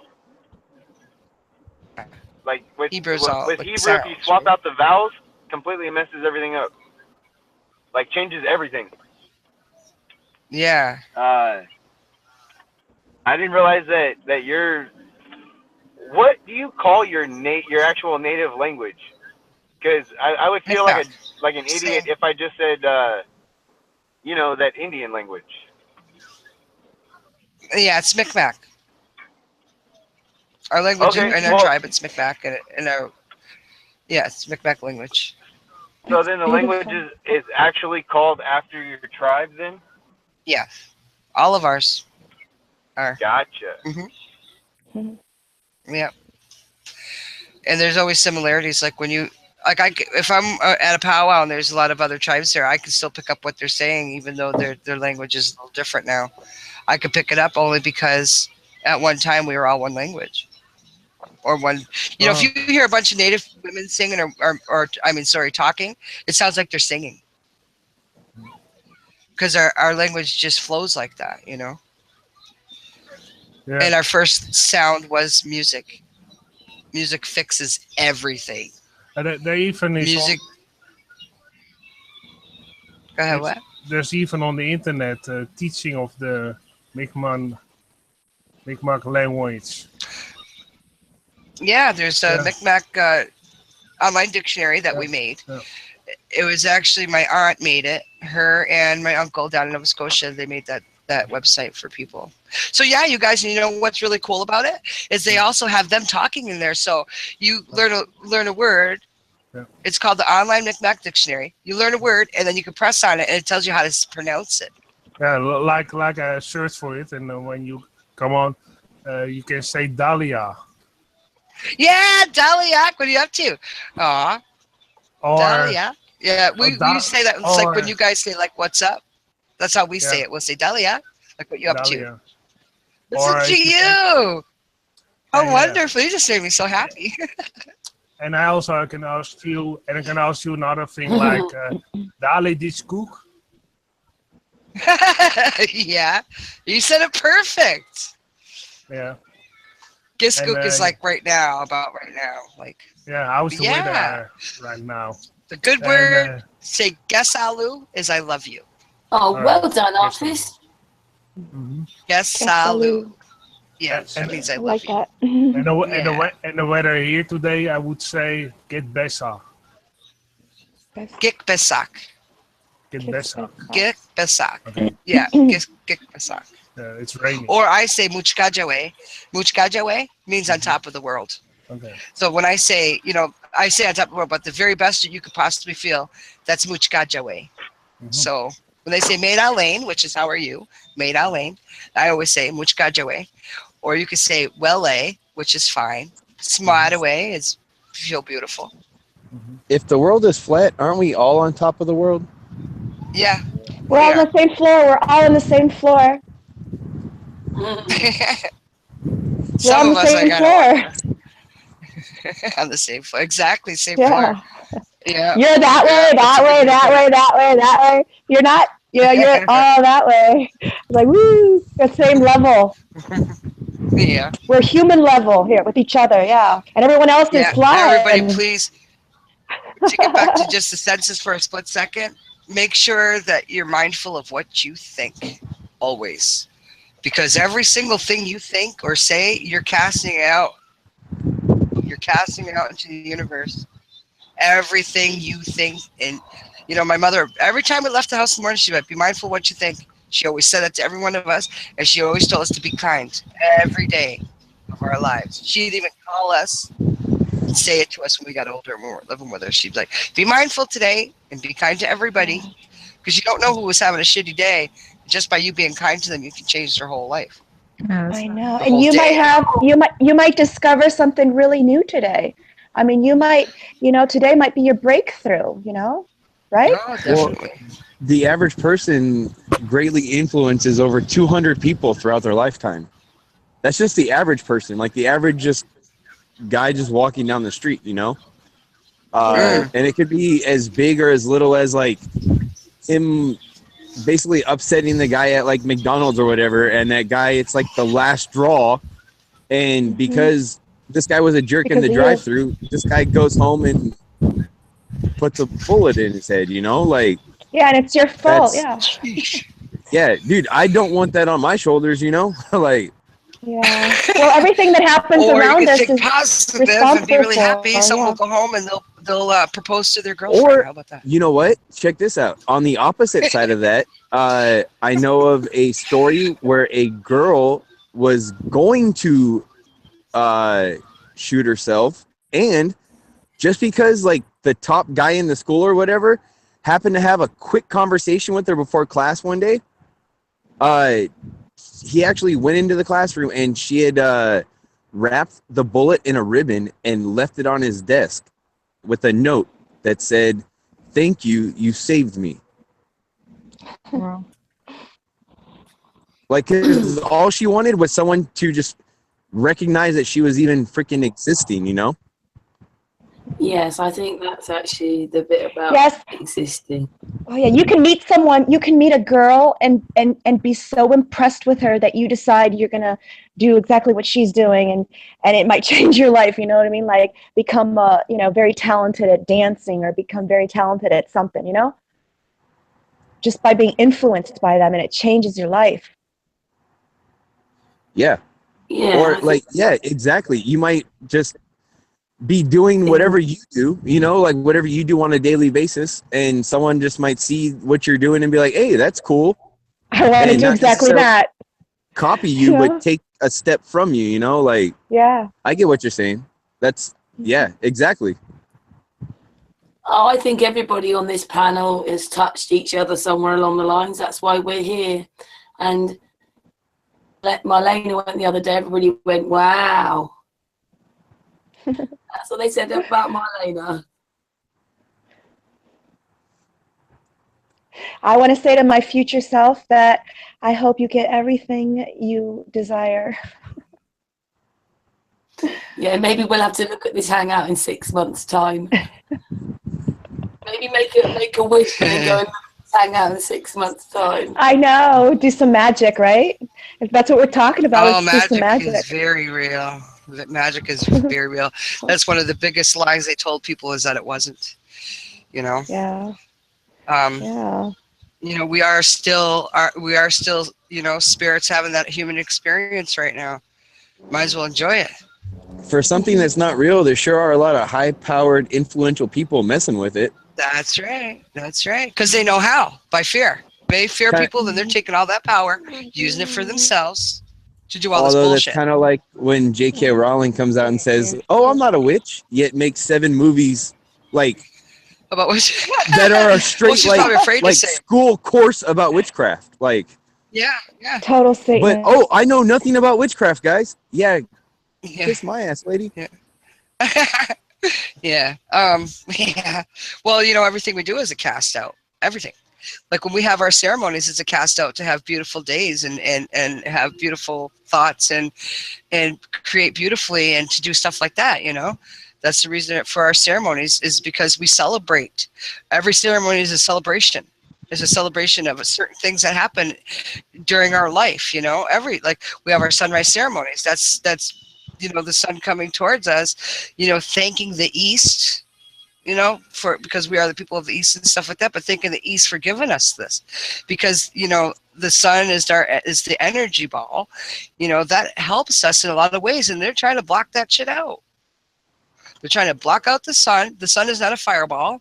The sun is energy. It's like, and I'm not just saying this, I know you guys don't understand, but I'm saying it in our psychic sense. Any chance you get to be outside with the sun is really good, because you energize yourself. You fill up. If I don't know how you would call it. I don't know what you You call feel it. it as soon as you step from the shadow into the sunlight. Mm-hmm. Like you can, and it's not just the warmth of the sun. It seriously just makes your whole You charge yourself. It almost like yourself like sets a battery. your mind and your You body need the almost rays at from the ease, sun. kind of, you know. Mm-hmm. You need them for your well-being, everything. Yep. But what about the moon, Marlena? What do you get from the moon? The moon charges up our if you guys, I'm sure you guys all know this, but if you have any crystals or anything, that's the best thing. The moon charges those for you. The moon settles. It settles and it's the it gives you that. I'm trying to think of the right words without sounding so corny. It gives you that lower density of energy that helps you with, that will help you climb, say, when you're, say, in a dream state or lucid dreaming or anything. That's why it's done at night. When you know what I mean? Because the moon So you why ride are on we up her, all on night, his. It's a big old nightlight. Most of us flat earthers are up all night now. Yeah. To the world, or It's because everything changed. You guys are awake. You're going to be awake. Because you could do things even better now. Like, people, like, everything changed so much in the last 10 years. Wait, what year are we? 7 years. 17. Okay. The last 7 years, things have changed so dramatically and drastically with our senses. People that didn't realize they had certain abilities before, or they're awakening and saying, oh my God, I'm like hearing things. People are getting themselves committed, and this is a true story. Or somebody else is getting them committed because they think they're crazy because they're hearing stuff and seeing stuff that ain't supposed to be there. They're seeing other things appear and disappear and hearing people, and they think they're crazy, but they're not. They're like, there's that veil is lifting, and it's lifting fast. And I think that, I'm a Nighthawk too, but I think there's a reason. There has to be people that could protect people during this time too. But that's just my thought on that. Because the moon is a grandfather moon. So there was 2 moons and 2 suns. We have our dark sun, we call the crow. He's a brother of the sun. And during the eclipse, he swallows the sun so that it could produce more of this energy for the people here and for our psyches and stuff like that. Our, what do you call it? Abilities, right? Right. I mean, we have them. I mean, here's one for you. That whole thing, my mother's one of the women that did one of these things, is when your child's stuck under something, all of a sudden you have all this power that you can lift a fucking car. Of course you can. Yeah, that superpower that women get out of nowhere, where they can lift something they should not be able to lift, like cars. I don't know if you guys remember the old hospital beds. They were steel. They were cast iron. My sister was playing with matches, and she lit the curtain on fire and hid under the bed. My mother lifted and threw that bed to save my sister. There's something has to say, is people have to talk about the mind over matter thing that they even tell you that don't exist. And it does, big time. I heard That's like a woman who actually stopped a bus with their hands to protect a child. Yeah. Wow. That's awesome. Oh, yeah. But there's something to that, right? I mean, think about it. If you didn't have that physical limit that they're making everybody believe they have, can you imagine the stuff we could really do? I think flying wouldn't even be close to being at all impossible. I think that we'd be able to do it if that other part that for some reason always remembering that we're physical, and that's the shitty thing. That's when the mind over matter stuff is really hard to deal with, is because of that limit. There's some of those with medicine and all this stuff. This part in what they always count in the medicine world, but never actually explain to anyone, the placebo. Exactly. Use it unconsciously. That they need this particular sign would give them the belief that they actually get something to heal their body, to activate the actual healing of the body, because the body is the healing. Yep. Well, that's true. Yeah. If you ask me, if you really understand what placebo is, you're never. Yeah, because they think they're tricking you. See, I totally get you. They think they're tricking you because they're trying to test a drug, and really your mind is really healing you, and they're not saying that it is. They're just saying that the other guy, you weren't really sick, they'll say, even though you were. and then you cured yourself. Yeah, anybody could make themselves better. You know. I had always a cold in the spring and in the herfst, in the autumn, and those two periods just completely disappeared. I never had it anywhere, anytime anymore. Once I really realized what placebo is. Huge.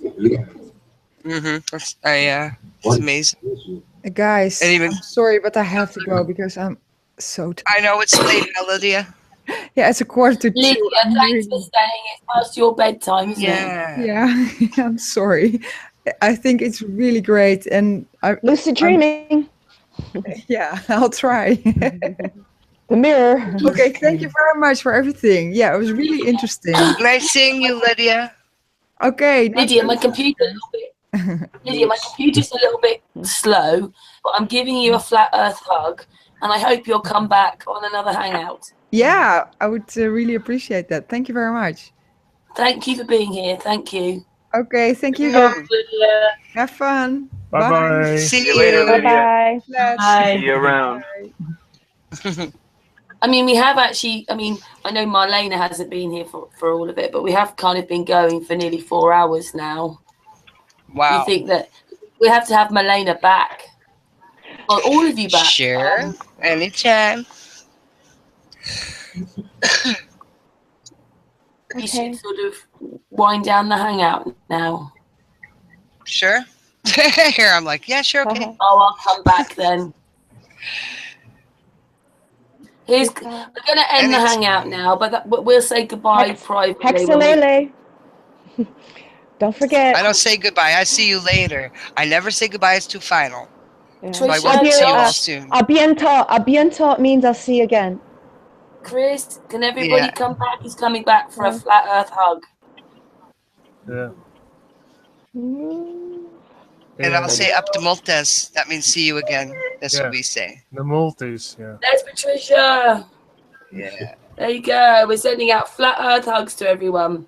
And we're back on Sunday night at 9 o'clock. Anyway, thank you to everybody. And that was awesome. There's Josh. One for Josh.